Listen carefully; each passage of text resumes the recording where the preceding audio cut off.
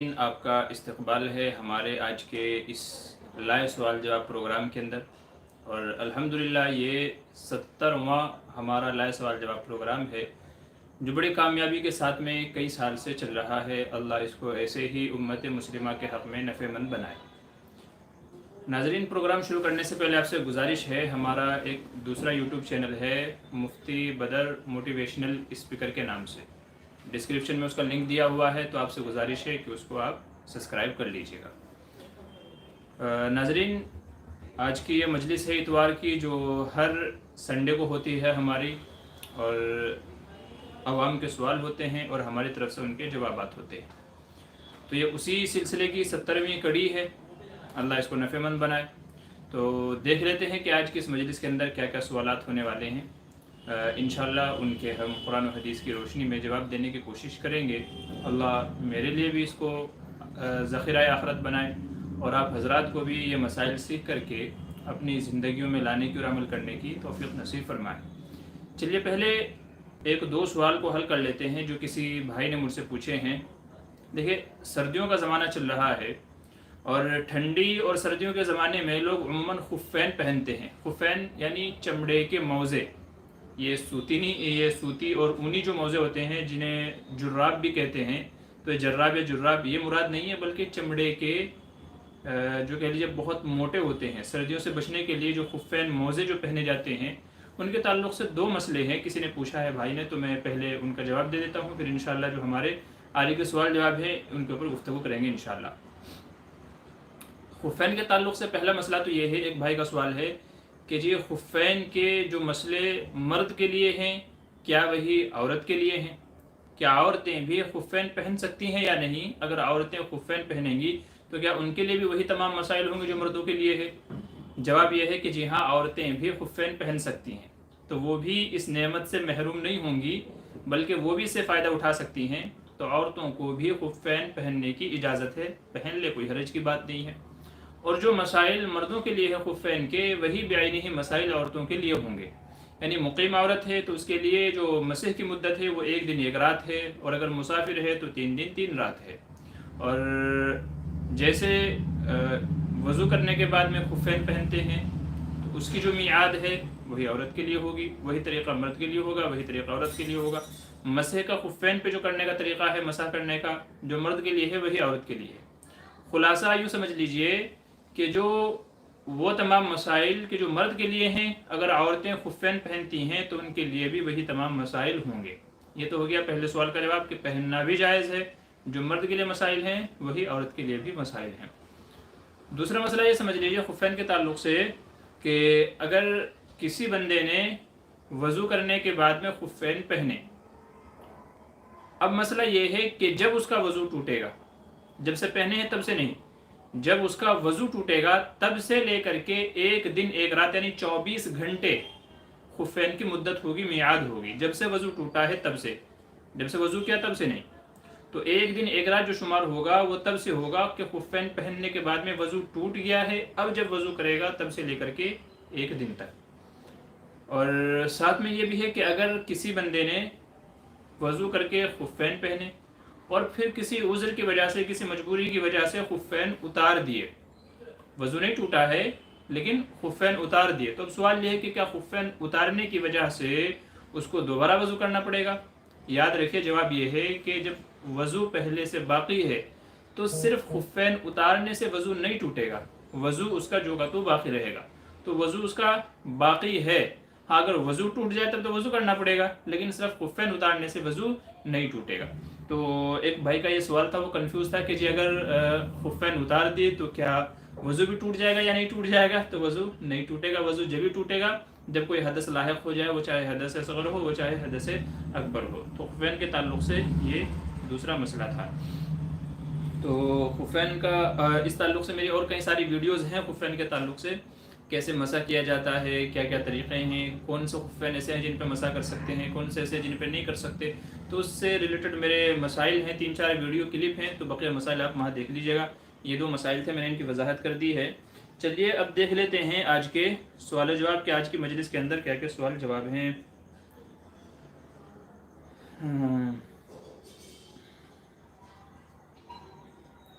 اچھا، اسی کے ساتھ میں ایک مسئلے کی میں اور وضاحت کر دوں کہ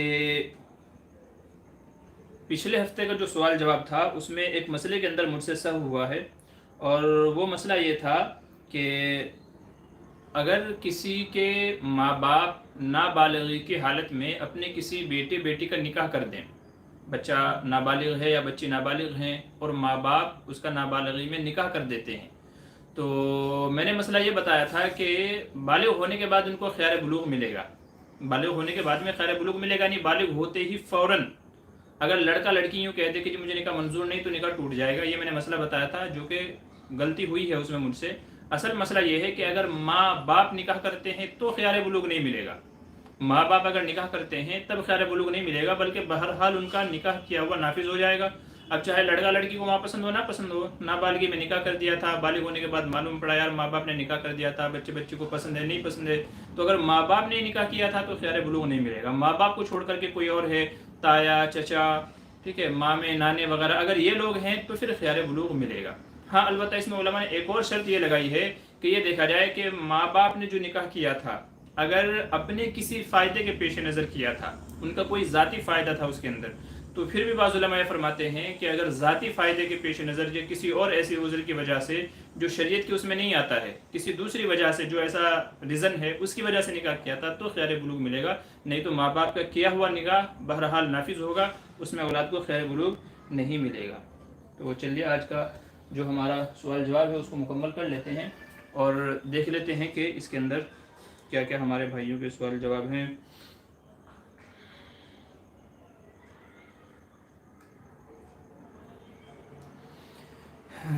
جی دیکھ لیتے ہیں آج کی مجلس کا پہلا سوال۔ مصروف ایم ڈی السلام علیکم حضرت جی، دعا کی درخواست ہے۔ جی وعلیکم السلام، اللہ آپ کی تمام جائز تمناؤں کو مرادوں کو پورا فرمائے۔ محمد راشد السلام علیکم، جی وعلیکم السلام۔ زیڈ ایچ خان کہہ رہے ہیں اہل حدیث کا عقیدہ کیا ہے؟ یہ چاروں اماموں میں سے کس کی اتباع کرتے ہیں؟ اہل سنت والجماعت سے یہ کہاں الگ عقیدہ رکھتے ہیں؟ دیکھیے اس وقت جو اہل حدیث جن کو ہم غیر مقلد کہتے ہیں، یہ باقاعدہ فرقے کی جو ان کی شکل آئی ہے یہ انگریزوں کے زمانے سے آئی ہے، جیسا کہ خود ان کی کتابوں میں لکھا ہوا ہے، اور اہل حدیث جو یہ نام ہے انہوں نے انگریزی گورنمنٹ سے رجسٹرڈ کرایا ہے، جس کے پروف خود ان کے علماء نے اپنی کتابوں میں لکھے ہیں۔ تو یہ بہرحال کیا وجہ ہے کیا نہیں، یہ بہت لمبا قصہ ہے کہ پھر قصہ چھیڑنے جائیں گے تو بہت ساری باتیں مختلف بھی ہو جائیں گی، لیکن ان کے کئی سارے عقیدے ایسے ہیں جو اس وقت اہل حدیث یا غیر مقلد بھی ہم جن کو کہتے ہیں، ان کے بہت ساری چیزیں ایسی ہیں جو اہل سنت والجماعت سے، اہل سنت والجماعت میں حنفی، شافعی، مالکی، حنبلی، یہ چاروں مسلک داخل ہیں اہل سنت والجماعت کے اندر۔ تو ان سے بعض مسائل ان کے الگ ہٹکے ہیں، جیسے بہت زور سے آمین کہنا، امام کے پیچھے فاتحہ پڑھنے کو واجب کہنا، 3 طلاق کو 1 کہنا، 3 نہیں ماننا، اور اس کے علاوہ ہاتھ جو ہے وہ سینے کے اوپر باندھنا عورتوں کی طرح سے، اور کئی سارے مسائل ایسے ہیں کہ جن میں یہ اہل سنت والجماعت سے الگ ہیں۔ ایسے ہی اللہ تبارک و تعالیٰ کو عرش کے اوپر ماننا کہ اللہ تعالیٰ عرش پہ ہی ہے، ہر جگہ نہیں ہے، جیسا کہ قرآن کریم میں فَإِنَّمَا تُوَلُّوا فَثَمَّ وَجْهُ اللَّهِ، اللہ تو ہر جگہ ہے، یہ کہتے ہیں نہیں اللہ ہر جگہ نہیں ہے، اللہ صرف آسمانوں پر ہے۔ تو اس طرح کے بہت سارے عقیدے ہیں جن میں انہوں نے اہل سنت والجماعت سے اختلاف کیا ہے، اسی لیے ان کو اہل سنت والجماعت میں شمار نہیں کرتے، چونکہ اہل سنت والجماعت کے جو متفق علیہ مسائل یا عقائد ہیں اس سے ان لوگوں نے اختلاف کیا ہے۔ یہ الگ بات ہے کہ یہ لوگ اپنی شہرت کرتے ہیں کہ جی ہم تو قرآن و حدیث کو مانتے ہیں، ڈائریکٹ قرآن و حدیث کو سمجھتے ہیں، ہم کسی امام کو نہیں مانتے، ہم تو محمد رسول اللہ صلی اللہ علیہ وسلم کو مانتے ہیں، یہ الگ بات ہے، لیکن یہ خالی ڈھنڈورا ہے۔ بہت سارے مسائل ایسے ہیں کہ جن میں یہ کسی کی بھی نہیں مانتے ہیں، جو قرآن و حدیث کو بھی نہیں مانتے، بہت سارے مسائل ان کے ایسے ہیں، اور باقاعدہ علماء نے ان کا تعاقب کیا ہے اور باقاعدہ اس کے اوپر پکڑ کی ہے ان کی۔ چنانچہ ایک کتاب ہے غیر مقلدین امام بخاری کی عدالت میں، ایک کتاب ہے غیر مقلدین امام بخاری کی عدالت میں، حالانکہ صحیح بخاری میں تو ساری صحیح حدیثیں ہیں، لیکن آپ اگر وہ کتاب پڑھیں گے تو آپ کو معلوم پڑے گا کہ کتنی ساری صحیح بخاری کی روایتیں ایسی ہیں جن پہ لوگ عمل ہی نہیں کرتے ہیں، ان کو مانتے ہی نہیں ہیں، حالانکہ جب صحیح حدیث ہے تو ماننا چاہیے، لیکن یہ لوگ مانتے نہیں ہیں۔ تو غیر مقلدین امام بخاری کی عدالت میں یہ کتاب پڑھیے گا۔ ایسے ہی غیر مقلدین کے متعارض مسائل، یعنی وہ مسائل جس میں انہوں نے قرآن و حدیث سے اختلاف کیا ہے، یہ بھی کتاب کا نام ہے غیر مقلدین کے متعارض مسائل، تو آپ اس کو بھی پڑھیے انشاءاللہ، تو آپ کو معلوم پڑے گا کہ انہوں نے کہاں قرآن و حدیث سے اختلاف کیا ہے۔ حالانکہ ان کا کہنا یہ ہے کہ جی ہم تو قرآن و حدیث کو مانتے ہیں ڈائریکٹ، ہم کسی امام کی بات نہیں مانتے ہیں، مگر انہوں نے قرآن و حدیث کو بھی نہیں مانا ہے. تو بہرحال بہت سارے مسائل میں ان کا اختلاف ہے. محمد صاحب السلام علیکم. جی وعلیکم السلام. امید کرتا ہوں کہ آپ بخیر ہوں گے. جی اللہ کا احسان ہے. مفتی صاحب ایک مسئلہ درپیش ہے. مسئلہ یہ ہے کہ بیمہ کروانا کیسا ہے جس میں کہتے ہیں کہ 1 لاکھ جمع کر دو آپ 10 سال بعد 2 لاکھ ملے گا، کیا حکم ہے؟ دیکھیں لائف انشورنس جسے بیمہ بھی کہتے ہیں، تو لائف انشورنس کی علماء نے اجازت نہیں دی ہے. لائف انشورنس کی اجازت نہیں دی ہے. وجہ اس کی یہ ہے کہ یہ جان ہماری جان نہیں ہے بلکہ اللہ کی جان ہے، جیسا کہ قرآن کریم میں کہا گیا ان اللہ اشتری من المؤمنین انفسهم واموالهم بان لهم الجنہ. اللہ نے ہماری جان کو خرید لیا جنت کے بدلے میں. تو جو ہماری ہے ہی نہیں ہم اس کو کیسے کسی سے دوسرے کے ساتھ اس کا معاہدہ کر سکتے ہیں؟ دوسری بات یہ ہے کہ اس میں جوا پایا جا رہا ہے، جوا اور سٹے کی شکل پائی جا رہی ہے. پتہ نہیں حادثہ ہوگا نہیں ہوگا، تو ایک چیز جس کا پتہ ہی نہیں ہے اس کے اوپر آپ کیسے معاملہ کر سکتے ہو سکتا ہے ہو جائے، ہو سکتا ہے نہ ہو. تیسری وجہ یہ ہے کہ اس میں آپ نے جو پیسے جمع، دیکھیں اگر حادثہ پیش آ گیا تو وہ آپ کو معاوضہ دیتے ہیں، لیکن اگر آپ کو کوئی حادثہ پیش نہیں آیا، آپ صحیح سالم تندرست ہیں، تو پھر وہ جمع کی ہوئی آپ کی رقم ہڑپ کر جاتے ہیں. کچھ لوگ ہیں جو دیتے ہیں، نہیں تو اکثر لوگ ہڑپ کر جاتے ہیں. تو جوا سٹا قمار کئی ساری چیزیں اس کے اندر پائی جاتی ہیں. اس وجہ سے علماء نے لائف انشورنس کی اجازت نہیں دی ہے. ہاں میڈیکل انشورنس ہے، ہیلتھ انشورنس ہے، ایسے ایجوکیشن انشورنس بھی ہوتا ہے بہت ساری جگہوں پہ، تو ان کی ضرورت کی وجہ سے علماء نے اجازت دی ہے. اسد شیخ السلام علیکم. جی وعلیکم السلام. گجر کل خراب کیا کہہ رہے ہیں؟ السلام علیکم. جی وعلیکم السلام. راجہ بابو السلام علیکم. میں بزنس کرنا چاہتا ہوں تو کون سی دعا پڑھ کر اسٹارٹ کروں؟ بسم اللہ پڑھ کر کے اسٹارٹ کیجیے. آپ بسم اللہ پڑھیے. کوئی اپنا آپ دکان پہ جاتے ہیں چابی کھونے تو بھی بسم اللہ پڑھیں، دکان کی صاف صفائی کرتے ہوئے اپنا بسم اللہ پڑھتے رہیں، اور دکان میں جانے کے بعد میں یاسین پڑھیں، سورہ بقرہ پڑھیں برکت کے لیے. تو یہ چیزیں پڑھتے رہیں، پنجگانہ نمازوں کا معمول کرتے رہیں، اور اپنے کہہ لیجیے نمازوں کی پابندی اور دعاؤں کا اہتمام کرتے رہیں. بس یہی کرنا ہے آپ کو، اس کے علاوہ اور کچھ نہیں کرنا ہے انشاءاللہ. اسی کی برکت سے اللہ تبارک و تعالیٰ آپ کو اس میں روزی روزگار میں برکت عطا فرمائے گا. شمیم خان السلام علیکم. جی وعلیکم السلام. علی اکبر کہہ رہے ہیں مفتی صاحب آپ دوسری بار ایم قاسمی صاحب سے کوشچن آنسر کب کریں گے؟ جی انشاءاللہ دیکھیں ابھی 29 تاریخ کو ہمارا پروگرام ہونے والا ہے انشاءاللہ نیو ایئر کے حوالے سے. نئے سال میں ہمیں کیا کرنا چاہیے، اسلام کی تعلیمات کیا کہتی ہیں، اور انگریزی نئے سال کے مبارکباد دینا، یہ سب چیزیں تو انشاءاللہ یہ اس لائیو پروگرام میں ڈسکس ہوگی جو انشاءاللہ 29 تاریخ کو ہوگا، یہی ٹائم پہ 9:30 بجے کے آس پاس. ٹھیک ہے، تو اس وقت ان کو ساتھ میں لیں گے تو آپ شامل ہو جائیں. نیلوفر کا معنی کیا ہے؟ سمیر خان پوچھ رہے ہیں. جی نہیں، نیلوفر کا معنی فی الحال تو میرے ذہن میں نہیں ہے کیا معنی ہے اس کے. راؤ گیمنگ کہہ رہے ہیں محبت کرنا گناہ ہے. محبت کرنا گناہ نہیں ہے، لیکن آج کل تو محبتیں حرام ہو رہی ہیں. تو یہ حرام محبت گناہ ہے کہ پہلے عشق و معاشقے ہوتے ہیں، چوما چاٹی ہوتی ہے، ڈیٹنگ شیٹنگ ہوتی ہے، باہر جاتے ہیں گھومتے پھرتے ہیں، اور پھر اللہ معاف کرے کہ زنا تک کی جو ہے نوبت آ جاتی ہے. تو یہ کیا ہے؟ یہ گناہ ہے، یہ حرام ہے. اگر آپ کو محبت کرنی ہے تو اپنے گھر والوں سے کہیے، شادی کیجئے، نکاح کیجئے، پھر جتنی چاہے محبتیں کیجئے. یاد رکھیں نکاح سے پہلے جو بھی محبت ہو وہ حرام کی کیٹیگری میں آئے گا. نکاح سے پہلے جو بھی محبت ہوگی وہ حرام کی کیٹیگری میں آئے گی، چونکہ جب تک کہ نکاح نہیں ہوا وہ غیر محرم ہے. غیر محرم کو دیکھنا بھی حرام ہے، بات چیت کرنا بھی حرام ہے. ٹھیک ہے، اور جو بھی اور ایکٹیویٹیز ہماری ہیں اس وقت وہ ساری کی ساری نکاح سے پہلے حرام کے دائرے میں آئے گی. تو وہ محبت کیا ہوگی؟ حرام کہلائے گی. محبت ہے جلدی سے جلدی نکاح کیجئے. ٹھیک ہے، تو اسی لیے کہا نا کہ بھائی محبت اگر حلال ہے تو نکاح کیجئے، اور پھر مجھے بھی بلائیے، انشاءاللہ میں بھی آؤں گا. لوگوں میں کھجور اور چھوارے تقسیم کیجئے. تو اگر واقعی محبت ہے تو اس سے نکاح کیجئے. نکاح کے بعد جتنی محبت ہے آپ کو لٹانی ہے اس کے اوپر لٹائیے، کوئی منع نہیں کرتا.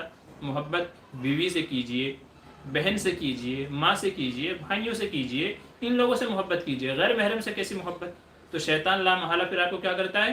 لے جا کر کے زنا اور حرام کاری کی دلدل میں جا کر کے دھنسا دیتا ہے. اور اللہ نہ کرے کل کو اگر آپ کی شادی نہیں ہوئی تو آپ نے اس کی بھی زندگی برباد کر دی ہے اور اپنی بھی زندگی آپ نے برباد کر دی ہے. پھر وہ زندگی پر آپ کو بددعائیں دیتی ہے. کسی کے ماں باپ کے مسئلے آ جاتے ہیں کہ جی ماں باپ راضی نہیں ہو رہے ہیں، کسی کا کچھ اور مسئلہ ہو جاتا ہے. تو اسی لیے نکاح سے پہلے جو محبت ہوگی وہ حرام ہی ہوگی. سمیر خان کہہ رہے ہیں مفتی صاحب پیروں میں مہندی لگا سکتے ہیں کیا؟ بھائی عورتوں کے لیے تو اجازت ہے پیروں میں مہندی لگانا، لیکن مردوں کے لیے اجازت نہیں ہے، الا یہ کہ مرد کے پیروں میں جلن ہونے لگے. بہت سارے مرد ایسے ہوتے ہیں جن کے پیروں میں آگ نکلتی ہے، جلن ہوتی ہے بہت زیادہ. اس کے علاج وغیرہ بھی کرتے ہیں لیکن وہ ممکن نہیں ہوتا، وہ جلن نہیں نکلتی ہے. تو تجربے سے بات ثابت ہے کہ اگر پیروں میں مہندی لگا لی جائے، چونکہ مہندی ٹھنڈی ہوتی ہے، اس کی تاثیر ٹھنڈک ہوتی ہے، تو اگر مہندی لگا لی جائے تو وہ جلن ختم ہو جاتی ہے. تو اگر کسی مرد کے پیروں میں جلن ہو رہی ہے تو مہندی لگا سکتا ہے، صرف نیچے کے حصے میں، تلوے کا جو حصہ ہے صرف اس حصے میں. باقی مردوں کے لیے اجازت نہیں ہے. ہاں عورتوں کے لیے اجازت ہے، ہاتھوں میں لگائیں چاہے پیروں میں لگائیں. محمد صاحب کہہ رہے ہیں کیا عورت مرد جنازے کو نہلا سکتی ہے، اور کیا مرد عورت کو نہلا سکتا ہے یا نہیں؟ دیکھیے، مرد مرد کو نہلائے گا، عورت عورت کو نہلائے گی. غیر محرم عورت غیر محرم مرد کو نہیں نہلا سکتی. ہاں کسی کے شوہر کا انتقال ہو گیا ہے تو اپنے شوہر کو نہلا سکتی ہے. عورت جو ہے وہ اپنے شوہر کو نہلا سکتی ہے اگر کوئی اور نہیں ہے تو. البتہ مرد اپنی مری ہوئی بیوی کو نہیں نہلا سکتا ہے. مرد جو ہے وہ اپنی مردہ بیوی کو نہیں نہلا سکتا ہے. ہاں کندھا دے سکتا ہے، اس کے دفن میں شرکت کر سکتا ہے، لیکن اس کو چھو نہیں سکتا اور اس کو غسل نہیں دے سکتا ہے. یہ اجماعی مسئلہ ہے. تو اس کی وجہ علماء یہ فرماتے ہیں کہ چونکہ دنیاوی اعتبار سے مرد عورت کا نکاح ایک اعتبار سے منقطع ہو گیا ہے. مرد عورت کا نکاح بیوی کے مرنے سے مرد عورت کا نکاح منقطع ہو گیا ہے دنیاوی اعتبار سے، اگرچہ آخرت کے اعتبار سے باقی ہے، لیکن دنیاوی اعتبار سے دنیا کے احکام لاگو ہو گئے نا. یہی وجہ ہے کہ بیوی کے مرتے ہی فوراً آدمی اس کی بہن سے نکاح کر سکتا ہے. حالانکہ جب تک کہ بیوی زندہ ہے تو دوسری بہن سے نکاح نہیں کر سکتا. قرآن کریم نے منع کیا ہے کہ دو بہنوں کو ایک نکاح میں ایک ساتھ میں جمع کرنا حرام ہے. لیکن جب بیوی کا انتقال ہو گیا تو فوراً اس کی بیوی سے نکاح کر لو. تو یہ ہم کو یہ بتلاتا ہے کہ دنیاوی اعتبار سے نکاح ختم ہو گیا ہے. جب نکاح ختم ہو گیا تو مرتے ہی وہ غیر محرم کے درجے میں آ گئی دنیاوی اعتبار سے. تو جب وہ غیر محرم کے درجے میں آ گئی تو مرد اپنی مردہ بیوی کو نہیں نہلا سکتا. ہاں کندھا دے سکتا ہے اور ضرورت کے وقت اگر قبر میں اترنا پڑے تو دفن وغیرہ میں بھی شریک ہو سکتا ہے. البتہ بیوی نہلا سکتی ہے، چونکہ جب تک کہ وہ عدت میں ہے، جب تک کہ وہ عدت میں ہے تو وہ مرد کے نکاح ہی کے اندر شمار ہوتی ہے. تو اس لیے بیوی کو نہلانے کی اجازت ہے. ہاں البتہ غیر محرم عورت غیر محرم مرد کو نہلائے، غیر محرم مرد غیر محرم عورت، بلکہ مرد کے لیے تو محرم عورت کو بھی نہلانا جائز نہیں ہوگا. مرد کے لیے عورت کو نہلانا جائز نہیں ہے، وہ چاہے محرم ہو چاہے کوئی اور ہو. ہاں یہ ہے کہ مرد مرد کو نہلائے، عورت عورت کو نہلائے. علی اکبر کرے مفتی صاحب وہ کون سے کفریہ عقیدے ہیں جو کہ ایک کو نا علمی ہوں پھر بھی کافر ہو جاتا ہے، اور وہ کون سے کفریہ عقیدے ہیں جو ایک مسلم جان بوجھ کر تو کافر ہوگا؟ دیکھیں کفریہ عقیدے نام سے کفریہ الفاظ و کلمات، یہ ایک کتاب ہے، آپ نیٹ پہ سرچ کرنے جائیں گے ڈھونڈنے جائیں گے تو آپ کو مل جائے گی. کفریہ الفاظ اور کفریہ کلمات، ایک کتاب کا نام ہے کفریہ الفاظ اور ان کے احکام. کفریہ الفاظ اور ان کے احکام. تو یہ کتاب آپ نیٹ سے ڈاؤن لوڈ کر لیجئے، وہاں انشاءاللہ آپ کو بہت ساری اس طرح کی چیزیں مل جائیں گی. بہرحال وہ چیزیں یوں سمجھ لیجئے مختصر طور پر کہ وہ چیزیں جو ضروریات دین کے اندر داخل ہیں، اگر کوئی بندہ ان کا انکار کرتا ہے، یہ زبان سے الفاظ کا انکار کرتا ہے ان کا، تو پھر وہ سمجھ لیجئے کہ وہ کافر ہو جائے گا. جیسے قرآن کو نہیں مانتا، نبی کو نہیں مانتا، اللہ کو نہیں مانتا، نماز کو نہیں مانتا، زکوٰۃ صدقات خیرات کو نہیں مانتا. ٹھیک ہے، تو یہ وہ بنیادی عقیدے ہیں کہ جن کا انکار کرنے سے آدمی کافر ہو جاتا ہے. اسی طریقے سے کوئی شرکیہ جملہ زبان سے نکال دینا، ٹھیک ہے، غیروں کے جو تہوار وغیرہ ہیں ان کے اوپر دل سے راضی ہونا، دل سے ان کے جو مذہبی الفاظ کلمات ان کو ادا کر دینا، یہ وہ الفاظ ہیں کہ جن کی وجہ سے کفر کا حکم لگتا ہے. بہرحال کس کے ساتھ کیا سچویشن پیش آئی ہے اس کے اعتبار سے فتویٰ دیا جاتا ہے. ایسے ہی میں بتانے لگ جاؤں تو لمبی لسٹ بہت ہے، اسی لیے میں نے کہا وہ کتاب آپ ڈاؤن لوڈ کر لیجئے، اس میں آپ کو بہت ساری چیزیں مل جائیں گی. انس خالد جزاک اللہ، اچھا جی شکریہ، اللہ آپ کو بھی جزائے خیر دے. سہیل عالم السلام علیکم. جی وعلیکم السلام. مصروف ایم ڈی احتلام کی کثرت ہے. دیکھیے جن لوگوں کو احتلام کی کثرت ہے جسے نائٹ فال بھی کہتے ہیں، ٹھیک ہے، بہت سارے لوگ ایسے جن کو بہت کثرت سے احتلام ہوتا ہے، منی نکلتی رہتی ہے، تو ان کے لیے علاج یہ ہے کہ سورہ طارق ہے، والسماء والطارق وما ادراک ما الطارق. یہ سورت رات میں یا جب بھی آپ سوئیں، ٹھیک ہے، آپ کو خدشہ ہو کہ میں سوؤں گا بھی، کیونکہ بعض دفعہ ہم کو اندازہ ہو جاتا ہے 2 دن 3 دن ایسے اندازہ ہو جاتا ہے کہ بھئی اب شاید میرے کو احتلام ہو جائے. تو اگر اندازہ ہو جائے تو اس دن نہیں تو ڈیلی جب بھی آپ سوئیں، چاہے دوپہر میں سوئیں چاہے رات میں سوئیں، تو سورہ والسماء والطارق پوری سورت پڑھ کر کے اپنے اوپر دم کر لیجئے. یہ مجرب عمل ہے کہ تجربہ یہ ہے کہ اس سے جو کثرت سے لوگوں کو احتلام ہوتے ہیں وہ بند ہو جاتے ہیں، اور اس کے اندر یہ بڑی نافع ہے. تو والسماء والطارق اس سورت کو یاد کر لیں اور سونے کے وقت میں اس کو پڑھ کر کے اپنے اوپر دم کر لیا کریں، انشاءاللہ آپ کو فائدہ ہوگا. مصروف ہم کہہ رہے ہیں سانس کی تکلیف کے لیے وظیفہ بتا دیجئے حضرت. جی اس کے لیے آپ ایسا کر لیجئے، وَيَشْفِ صُدُورَ قَوْمٍ مُؤْمِنِينَ. وَيَشْفِ صُدُورَ قَوْمٍ مُؤْمِنِينَ، یہ قرآن کریم کی آیت ہے. تو इस आयत को आप याद कर लीजिए और उसको पढ़ करके सीने पर हाथ रख करके कम से कम 100 मरतबा वयशफी सुदूरा कौमी मुमिनीन, वयशफी सुदूरा कौमी मुमिनीन, सीने पर हाथ रख करके इस दुआ को 100 मरतबा आप पढ़िए। फिर आप नतीजा खुद देखेंगे कि इंशाअल्लाह अल्लाह आपकी मुश्किल को आसान फरमा देगा। अली अकबर मुफ्ती साहब, मैं मुसीबत में मेरे लिए दुआ कीजिए, अल्लाह आपकी जो भी मुश्किलें हैं, मुसीबतें हैं, परेशानियां, अल्लाह सबको ख़त्म फरमाए और एक आफियत वाली, सेहत वाली आपको अल्लाह ताला आफियत अता फरमाए, ज़िंदगी नसीब फरमाए। अनस खालिद कहते हैं मुफ्ती साहब, क्रिप्टो करेंसी और बिटकॉइन का क्या हुक्म है? जी, इसके ताल्लुक से मेरा वीडियोज़ है, मैंने वीडियो बनाई हुई है क्रिप्टो वगैरह के ताल्लुक से, मुख्तसरन फिर आपको बता देता हूँ। देखिए, क्रिप्टो करेंसी, पहले समझ लीजिए कि शरीयत जो है वो करेंसी किसे कहती है। करेंसी का मतलब है माल, वो माल के जिसके ज़रिए से हम लेन देन करते हैं, ख़रीदो फरोख्त करते हैं, उसको करेंसी या दूसरे अल्फाज में माल कहा जाता है।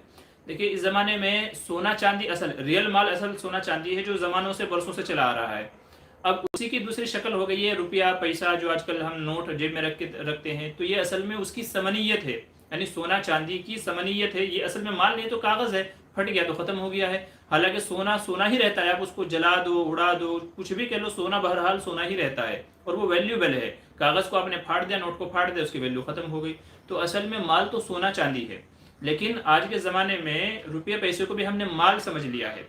तो करेंसी और माल उस चीज़ को कहा जाता है जिसके ज़रिए से हम ख़रीदो फरोख्त कर सके, नीज़ वो जामिद शक्ल में हमारे सामने मौजूद है, यानी उसे हम छू सके, पकड़ सके, देख सकें, उसको करेंसी और माल कहा जाता है। और जिसका खारजी वजूद नहीं है, जिसका कोई खारजी वजूद नहीं है, जिसे हम ना देख सकते हैं, ना छू सकते हैं, ना पकड़ सकते हैं, या ना उसके ज़रिए से कोई लेन देन, ये जैसे चावल, रोटी, गेहूँ, ये सब चीज़ें कोई लेन देन नहीं कर सकते, उसे उलमा ने करेंसी नहीं माना है। अब इस एतबार से अगर हम देखते हैं बिटकॉइन को, क्रिप्टो करेंसी को, वन कॉइन को, बहुत सारी डिजिटल ऐसी करेंसियाँ आज हमारे ज़माने में मौजूद हो गई हैं, उनका कोई खारजी वजूद नहीं है, खारजी वजूद नहीं। अगर आपको मैं बोलूँ भाई बिटकॉइन ज़रा मेरे हाथ में देना, क्या है, आपके पास कुछ भी नहीं है, आप बोलेंगे जी सिर्फ मेरे बैंक अकाउंट में या जो उनकी एप्लीकेशन है उसमें शो हो रहा है, भाई इतना बढ़ गया, इतना घट गया, इसकी वैल्यू ये है, उसकी वैल्यू ये है, तो सिर्फ आपके नंबरिंग शो हो रही है, आपको सिर्फ नंबरिंग शो हो रही है, जिसे डिजिटल करेंसी कहते हैं। तो सिर्फ नंबरिंग शो हो रही है, खारिज में उसका वजूद नहीं है। नहीं, उसके ज़रिए से आप चावल नहीं खरीद सकते, भाजी नहीं खरीद सकते, कोई और चीज़ आप उससे नहीं खरीदी कर सकते। सिर्फ आपने बेचा, किसी और ने खरीद लिया, किसी ने बेचा, उसने मतलब सिर्फ उसी की खरीदो फरोख्त हो रही है, उसके ज़रिए अदर चीज़ें हम खरीदो फरोख्त नहीं कर सकते हैं। अब अगर आप देखेंगे तो इस तारीफ के एतबार से जो हमने बताई थी कि शरीयत में करेंसी माल किसे कहते हैं, तो क्रिप्टो करेंसी, वन करेंसी क्या है, ये इस माल के अंदर शामिल नहीं होती, इसको हम करेंसी नहीं कह सकते हैं, चूंकि ना इसको पकड़ सकते हैं, ना छू सकते हैं, ना देख सकते हैं, और ना इसके ज़रिए से आम ज़रूरियात ज़िंदगी की चीज़ें ले सकते हैं। तो जब ये चीज़ें कर ही नहीं सकते इससे, तो उलमा कहते हैं कि ये करेंसी नहीं है, ये माल नहीं है, लिहाजा इसमें इन्वेस्ट करना, इसे लेना बेचना जायज़ नहीं है, उलमा ने मना किया है। हमारे हिंदुस्तान गवर्नमेंट के अंदर भी फ़िलहाल ये कोर्ट में केस चल रहा है, और जो अदालत है उसने वो मांगे हैं कि भाई इसका पूरा बायोडाटा हमें ला के दो, ये काम कैसे करता है, चीज़ क्या होती है, क्या इसका टर्म एंड कंडीशन है, वो सारी चीज़ें उसके ऊपर गौर फिक्र के बाद कोई हुक्म लगाया जाएगा। तो फिलहाल के एतबार से हम माल नहीं मान सकते, चूँकि ये माल है ही नहीं, जो माल जिसे कहते हैं उसकी तारीफ के एतबार से, शरई रूल रेगुलेशन के एतबार से। तो इसलिए उलमा फरमाते हैं कि फ़िलहाल इसमें इन्वेस्ट करने से, ख़रीदो फरोख्त करने से बचना चाहिए। अलबत्ता साथ में ये शिक और एक और उलमा ने बढ़ाई है, वो ममालिक के जिन्होंने इसे अपने यहाँ करेंसी की वैल्यू दे दी है, जैसे बहुत सारे ममालिक हैं, जैसे चाइना है, जापान है, और शायद दुबई वगैरह के अंदर भी है, यूएई वगैरह में, कि जिन्होंने इसे अपने यहाँ करेंसी का दर्जा दे दिया है।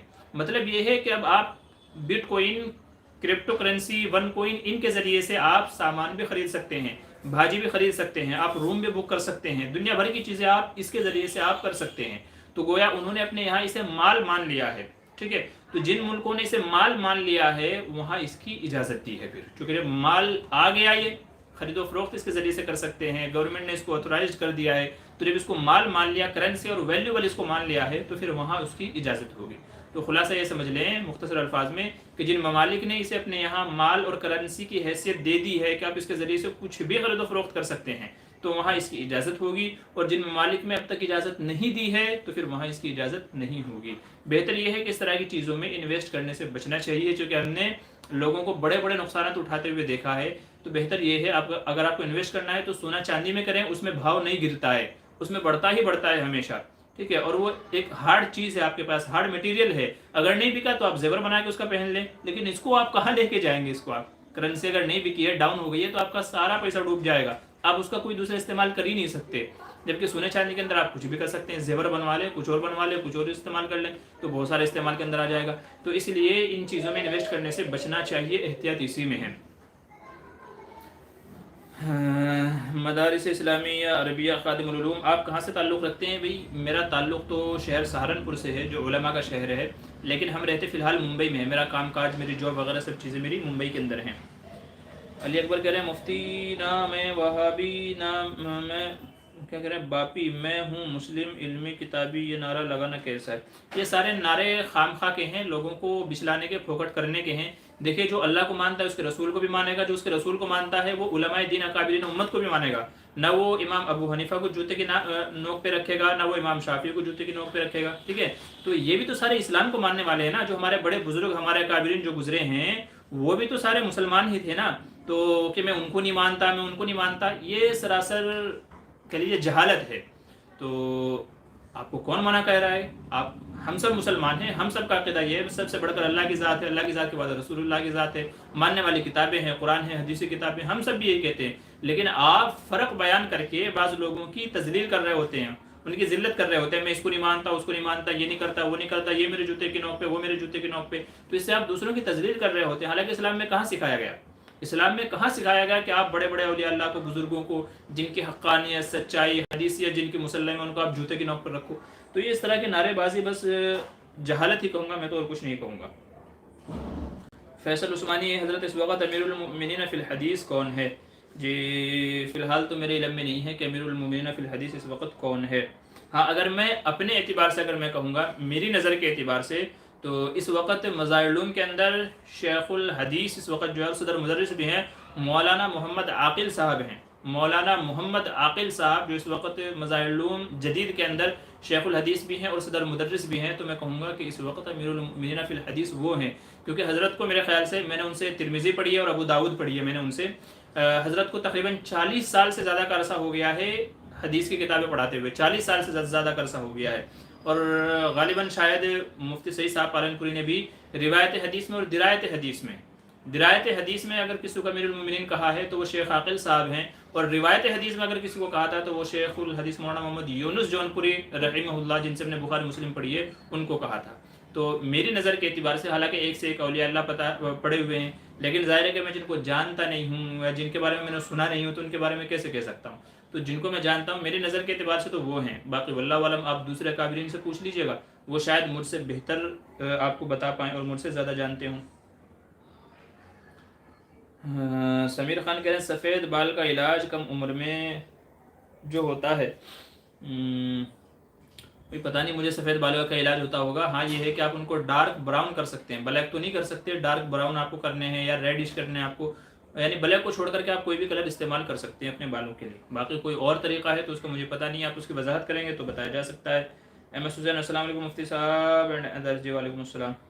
سیف عالم، فجر کی نماز میں کوئی دعا مانگے تو قبول ہوگی؟ جی بالکل قبول ہوگی فجر کی نماز میں، لیکن یاد رہے اگر آپ نماز کے اندر مانگ رہے ہیں تو جو دعائیں عربی کی ہیں، قرآن میں وارد شدہ ہیں، وہی دعائیں مانگیں. اگر آپ نماز میں اردو الفاظ میں دعا مانگیں گے تو آپ کی نماز ٹوٹ جائے گی. ٹھیک ہے، تو عربی میں مانگے، ضرور قبول ہوگی انشاءاللہ. انڈیا ٹور آفیشیل، مفتی صاحب احتلام کا علاج. جی میں نے ابھی بتایا صاحب کو احتلام کا علاج تجویز فرمائیے. جی احتلام کا میں نے علاج وہ بتایا کہ والسماء والطارق، یہ جو صورت ہے اس کو آپ سونے کے ٹائم پہ پڑھ کر کے سوئیے گا. تجربہ یہ ہے کہ اس کی وجہ سے الحمدللہ فائدہ ہوتا ہے. اور انشاءاللہ اگر آپ ویسے علاج اگر آپ چاہتے ہیں تو آپ مجھ سے بعد میں رابطہ کیجیے گا. میرے ایک بہت ہی خاص دوست ہیں، حالانکہ عمر میں تو مجھ سے بڑے ہیں، میرے والد کی عمر کے ہیں، لیکن کافی اچھی دوستی ہو گئی ہے. مفتی اشرف صاحب، حکیم مفتی محمد اشرف صاحب بنگلور سے تعلق رکھتے ہیں. تو بہت پرانے اور مجرب تجربے کار ڈاکٹر حکیم ہیں، حکمت کی ہے انہوں نے. تو بہت ساری مفید دوائیاں وہ بناتے رہتے ہیں. تو انشاءاللہ ان سے رابطہ کروا دوں گا، وہ جو بھی بہتر اس کا علاج بتائیں، تجویز کریں تو بہتر رہے گا. اچھا آگے کہیے. نور عالم کہہ رہے ہیں مقتدی امام کو لقمہ کیسے دیں؟ مثلا بیٹھنے کی جگہ کھڑے ہو گئے تو مقتدی کیا کہے؟ اللہ اکبر، سبحان اللہ، اس طرح کوئی جملہ کہہ دیں. اللہ اکبر، سبحان اللہ، الحمدللہ، کوئی اس طرح کا جملہ آپ کہہ دیجئے گا. ٹھیک ہے، آپ یہ نہیں کہہ سکتے جی کھڑا ہونا ہے، کھڑے نہیں ہونا ہے. اللہ اکبر، سبحان اللہ، الحمدللہ، اس طرح کے الفاظ آپ بول دیجئے گا تو امام صاحب سمجھ جائیں گے. فیاض احمد السلام علیکم، کیا تبلیغی جماعت پر روک لگائی ہے سعودی عرب میں؟ دیکھیں سعودی عرب نے اپنے یہاں کے خطبوں میں تبلیغی جماعت میں کیا کیا خرابیاں ہیں ان کو بیان کیا ہے. میں نے جو خطبہ ہے 9 وجوہات اس کے اندر بیان کی گئی ہے. 9 وجوہات، حالانکہ وہ سراسر الزام ہیں، 9 وجوہات بتائی گئی تھی کہ جن کی وجہ سے سعودی عرب نے تبلیغی جماعت کی خرابیوں کو بیان، یعنی وہ 9 خرابیاں بیان کی تھی اس خطبے کے اندر. اور اس خطبے کے اندر یہ خرابیاں بیان کرنے کے بعد میں اپنے یہاں کی عوام سے یہ اپیل کی تھی کہ اس لیے تبلیغی جماعت کو اس کے ساتھ نہ جڑیں اور اس کے ساتھ شرکت نہ کریں. دیکھیے جب سعودی حکومت آئی تھی، اس سے پہلے تو وہاں ترکی کی حکومت تھی. سعودی حکومت آنے کے بعد میں وہاں پر شروع میں تبلیغی جماعت اور دوسری جو تنظیمیں ہیں اپنے اپنے مسلک کے اعتبار سے جو وہاں پر محنتیں کر رہی ہیں، تو ان کو اجازت تھی علی الاعلان. لیکن ایک موقع ایسا آیا کہ بعض تنظیموں نے سعودی کا حکومت کا تختہ الٹنا چاہا، سعودی حکومت کا تختہ الٹنا چاہا بعض تنظیموں نے. تو اس وقت میں شاید شاہ فیصل تھے یا کوئی اور تھے، نہیں اب سے تقریباً 25-26 سال پہلے. تو اس وقت کے جو وہاں کے حکمران تھے انہوں نے تمام تحریکوں کو، تمام جماعتوں کو بین کر دیا تھا کہ اب علی الاعلان کوئی تنظیم ہمارے یہاں اپنے مسلک کی دعوت و تبلیغ نہیں کرے گی. وہ چاہے اہل الحدیث ہوں، وہ چاہے جماعت اسلامی والے ہوں، وہ چاہے تبلیغی جماعت والے ہوں، وہ کوئی بھی ہو، کوئی بھی علی الاعلان ہمارے یہاں نہیں کرے گا. اگر کوئی پکڑا گیا تو اس کے خلاف سخت کارروائی ہوگی. یہ آج سے 25-26 سال پہلے ایک واقعہ جو میں نے بھی عرض کیا کہ کسی تنظیم نے حکومت کا تختہ الٹنے کی کوشش کی تھی، تو اس بنیاد پہ یہاں اپنے یہاں ایک رول انہوں نے بنا لیا تھا. اس کے بعد سے وہاں پر تقریباً ہر مسلک والے اپنے اپنے اعتبار سے محنت کر رہے تھے، لیکن چپکے اور چھپکے، ٹھیک ہے، یعنی حکومت کی نظروں میں نہیں تھے. جیسے جماعت تبلیغ والے مسجدوں میں ٹھہرتے ہیں، تو یہ اس کے بعد سے مسجدوں میں نہیں ٹھہرتے تھے بلکہ کسی کے گھر میں ٹھہرتے تھے، حج عمرے کی نیت سے جاتے تھے اور وہاں پہ یہ کام بھی کرتے تھے. تو ایسے کسی کے گھروں میں ٹھہر کے لوگوں کو ان گھروں میں اجتماع کرتے تھے. مسجدوں میں علی الاعلان یہ چیز ہو ہی نہیں رہی تھی، کسی بھی مسلک والوں کے لیے یہ چیز الاؤڈ نہیں تھی، بلکہ جو بھی کر رہا تھا چپکے سے اس طریقے سے کر رہا تھا.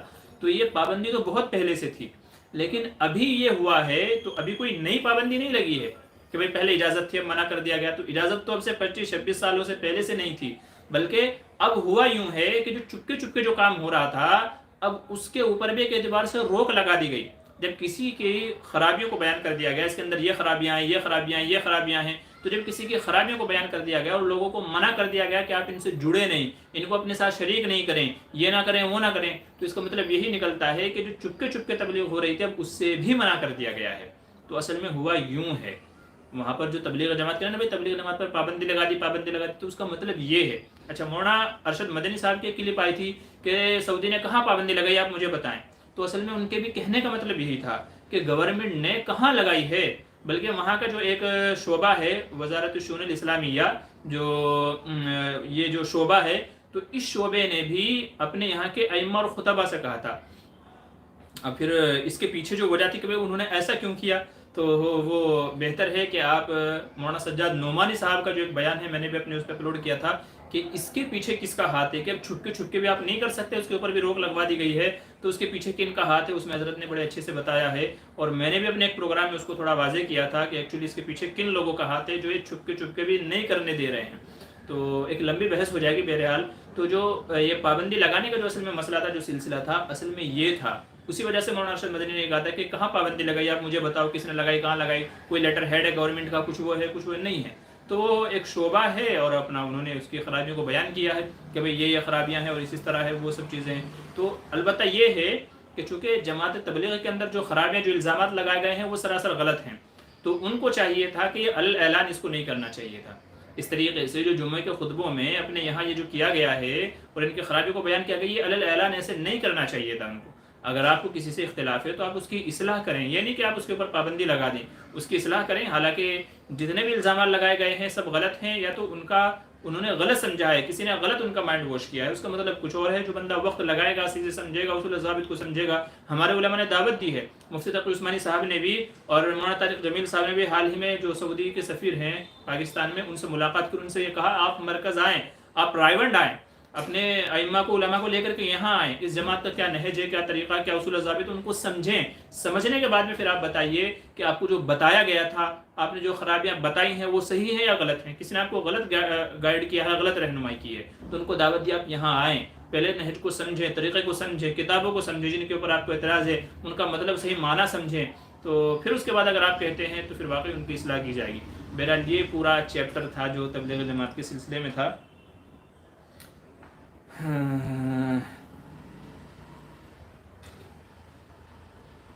آج کل سوشل میڈیا میں مرتدین کا فتنہ بڑھتا جا رہا ہے، اس بارے میں علماء اکرام نے کیا کیا اقدامات اٹھائے ہیں؟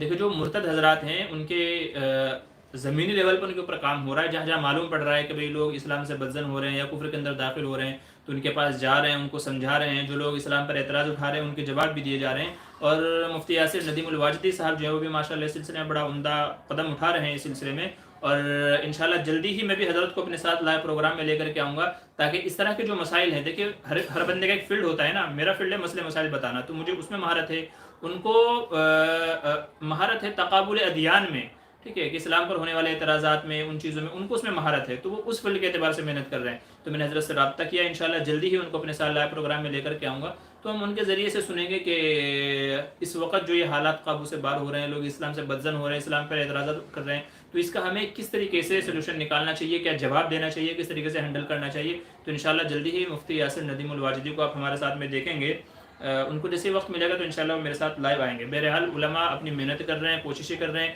اپنے یہاں جمعوں کے بیانات میں اس کے اوپر روشنی ڈال رہے ہیں، بھئی یہ کیوں ہو رہا ہے، اس کی وجوہات کیا ہیں، ہم لوگوں کو نہیں سمجھا پا رہے ہیں یا لوگوں کو سمجھ میں نہیں آ رہا ہے، ہمیں چاہیے کہ دینی مزاج کو عام کریں، لوگوں کو بتائیں، سمجھائیں، اسلامی تعلیمات کو عام کریں، تو ماشاءاللہ محنتیں ہو رہی ہیں۔ اب باقی تو اس کے بعد بھی یہ ہے کہ اللہ جس کے حق میں ہدایت رکھے تو ہدایت ہے، اور جس کو اللہ تعالیٰ ہدایت نہ دے تو ظاہر سی بات ہے پھر اسے کوئی بھی ہدایت نہیں دے سکتا ہے، تو قرآن کریم میں ہے کہ اللہ جسے چاہتا ہے ہدایت دیتا ہے اور جس کو اللہ چاہتا ہے گمراہ کر دیتا ہے۔ بہرحال محنتیں ہو رہی ہیں۔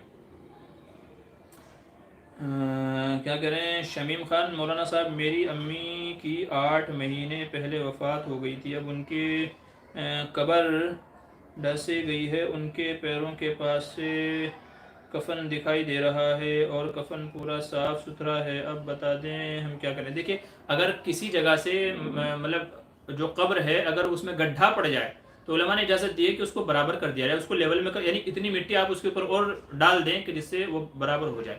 کسی کا کفن سالم ہے نہیں ہے صحیح سلامت ہے اس سے کوئی فرق نہیں پڑتا ہے، مرنے والا چلا گیا وہ قبر کے اندر ہے، اگر اچھے اعمال ہیں تو اچھی حالت میں ہوگا، اور اگر برے حال میں ہیں تو اس کے لیے اصالہ ثواب کریں۔ بہرحال اگر قبر کہیں سے بوسیدہ ہو جائے، پرانی ہو جائے، کھل جائے تو علماء نے اجازت دی ہے کہ اتنی مٹی ڈال کر کے اس کو لیول میں کر دیا جائے، برابر کر دیا جائے۔ ایم ایس حسین کہہ رہے ہیں انڈیا ٹور آپ کا کویشچن کیا جائے گا، باقی سب ڈیلیٹ کر دو، آپ کا کوئز کیا جائے گا، کیا کہہ رہے ہیں؟ امانت ٹرسٹ کریں۔ السلام علیکم صاحب، کیا 3 دن سے کم میں قرآن پاک ختم کرنا گناہ ہے؟ جی گناہ تو نہیں ہے، البتہ اس کو علماء نے پسند نہیں کیا ہے، 3 دن سے کم میں قرآن کریم ختم کیا جائے، اس کو علماء نے پسند نہیں کیا ہے، غالباً بعض احادیث میں بھی شاید یہ ناپسند کیا گیا ہے، بعض احادیث میں بھی اس کو ناپسند کیا گیا ہے، لیکن یہ حرام نہیں ہے۔ اگر یوں کہا جائے کہ جی گناہ ہے حرام ہے تو حرام نہیں ہے، بھائی قرآن پڑھنا گناہ کیسے ہو سکتا ہے، حرام کیسے ہو سکتا ہے پڑھنا، تو حرام تو ہو ہی نہیں سکتا ہے۔ جبکہ بعض صحابہ سے روایت ہے کہ انہوں نے ایک ایک رکعت میں پورا قرآن ختم کیا ہے۔ میں نے ابھی ایک صاحب کی ویڈیو اپلوڈ کی جو ترکی کے رہنے والے ہیں، ان کا نام میرے ذہن سے نکل گیا، تو ترکی کے رہنے والے انہوں نے 7 گھنٹے میں پورا قرآن کریم مکمل کیا ہے۔ حضرت عثمان رضی اللہ عنہ وہ صحابی ہیں جنہوں نے 1 رکعت میں قرآن مکمل کیا ہے، ایک اور صحابی ہیں امام ابو حنیفہ تابعی ہیں، ایک اور تابعی ہیں سعید بن جبیر بھی ہیں جنہوں نے 1 رکعت میں قرآن مکمل کیا ہے۔ تو جب 1 رکعت میں قرآن مکمل کیا ہے تو 3 دن تو بہت زیادہ ہو جاتے ہیں، تو قرآن پڑھنا حرام یا گناہ کیسے ہو سکتا ہے؟ تو اکابرین امت کیسے سے امام شافعی رحمۃ اللہ علیہ کے بارے میں آتا ہے کہ 1 رکعت میں 15 پارے پڑھتے تھے، دوسری رکعت میں دوسرے 15 پارے پڑھتے تھے، 2 رکعت میں پورا قرآن کریم ختم فرماتے تھے۔ تو 3 دن سے کم میں قرآن ختم کرنا یہ گناہ نہیں ہے، حرام نہیں ہے، البتہ اس کو پسند نہیں کیا ہے کیونکہ 3 دن سے کم میں کریں گے تو اپنے پر مشقت آ جائے گی، بہت زیادہ بوجھ آ جائے گا۔ باقی پڑھنے والا جتنے شاید دن میں پڑھ سکتا ہے، اس میں کوئی مسئلہ نہیں ہے۔ البتہ اگر آپ تراویح کی بات کریں تو پھر چونکہ تراویح میں یعلمون تعلمون یعلمون تعلمون، پڑھنے والا کیا پڑھ رہا ہے وہ بھی سمجھ میں نہیں آتا، الفاظ کا تلفظ صحیح سے ادا نہیں ہوتا، پیچھے کھڑے ہونے والے مقتدی ہیں وہ 1 گھنٹہ کھڑے رہیں گے، ان میں معذور بھی ہوتے ہیں، بیمار بھی ہوتے ہیں، بوڑھے بھی ہوتے ہیں، تو ان کی تکلیف ہوتی ہے، اس کی وجہ سے تراویح میں منع کیا جاتا ہے۔ حرام اس میں بھی نہیں ہے لیکن منع اس وجہ سے کیا جاتا ہے، باقی نارمل حالات میں آپ جتنے چاہے ٹائم میں ختم کر لیں، کوئی گناہ کی بات نہیں ہے۔ محمد یونس صوفی، السلام علیکم مفتی صاحب، نکاح کے لیے لڑکا لڑکی کو دیکھنے کے لیے شریعت میں کیا حکم ہے؟ دیکھیں لڑکا لڑکی ایک دوسرے کو دیکھ سکتے ہیں مگر چھپ کر کے، علل اعلان نہیں دکھایا جائے کہ بھائی آمنے سامنے بٹھا دیا گیا ہے، آمنے سامنے بٹھا کے نہیں، بلکہ لڑکے کو دیکھے تو لڑکی کو پتہ نہ لگے، لڑکی کو دیکھے تو لڑکے کو پتہ نہ لگے، اس طریقے سے اگر دکھا دیا جائے ایک نظر وہ بھی بار بار میٹنگیں ہو رہی ہیں اس کی اجازت نہیں ہے، ایک نظر دکھا دیا جائے تو حدیث میں اس کی اجازت دی گئی ہے، اس کو کہا گیا ہے باقی آج کل ہمارے معاشرے میں جو چل رہا ہے، ماں باپ کی میٹنگ ہو رہی ہے، پیرنٹس کی میٹنگ ہو رہی ہے، بچے آمنے سامنے بیٹھے ہیں، پھر یہاں تک کہا تھا بھائی تم تنہائی میں جا کے کچھ بات چیت کر لو، کچھ پوچھنا اگر ہے تو یہ ساری چیزیں غلط ہیں شریعت کے اعتبار سے. صرف دیکھنے کی حد تک، اسی حد تک اجازت ہے. باقی ماں باپ کو لڑکا لڑکی پسند ہے تو بات ختم ہو گئی. ماں باپ اپنے بچے یا بچی کے لیے غلط چیز تھوڑا پسند کر کے آئیں گے. ہر ماں کی خواہش ہوتی ہے بیٹے کے لیے چاند سے بہو لے کر کے آؤں.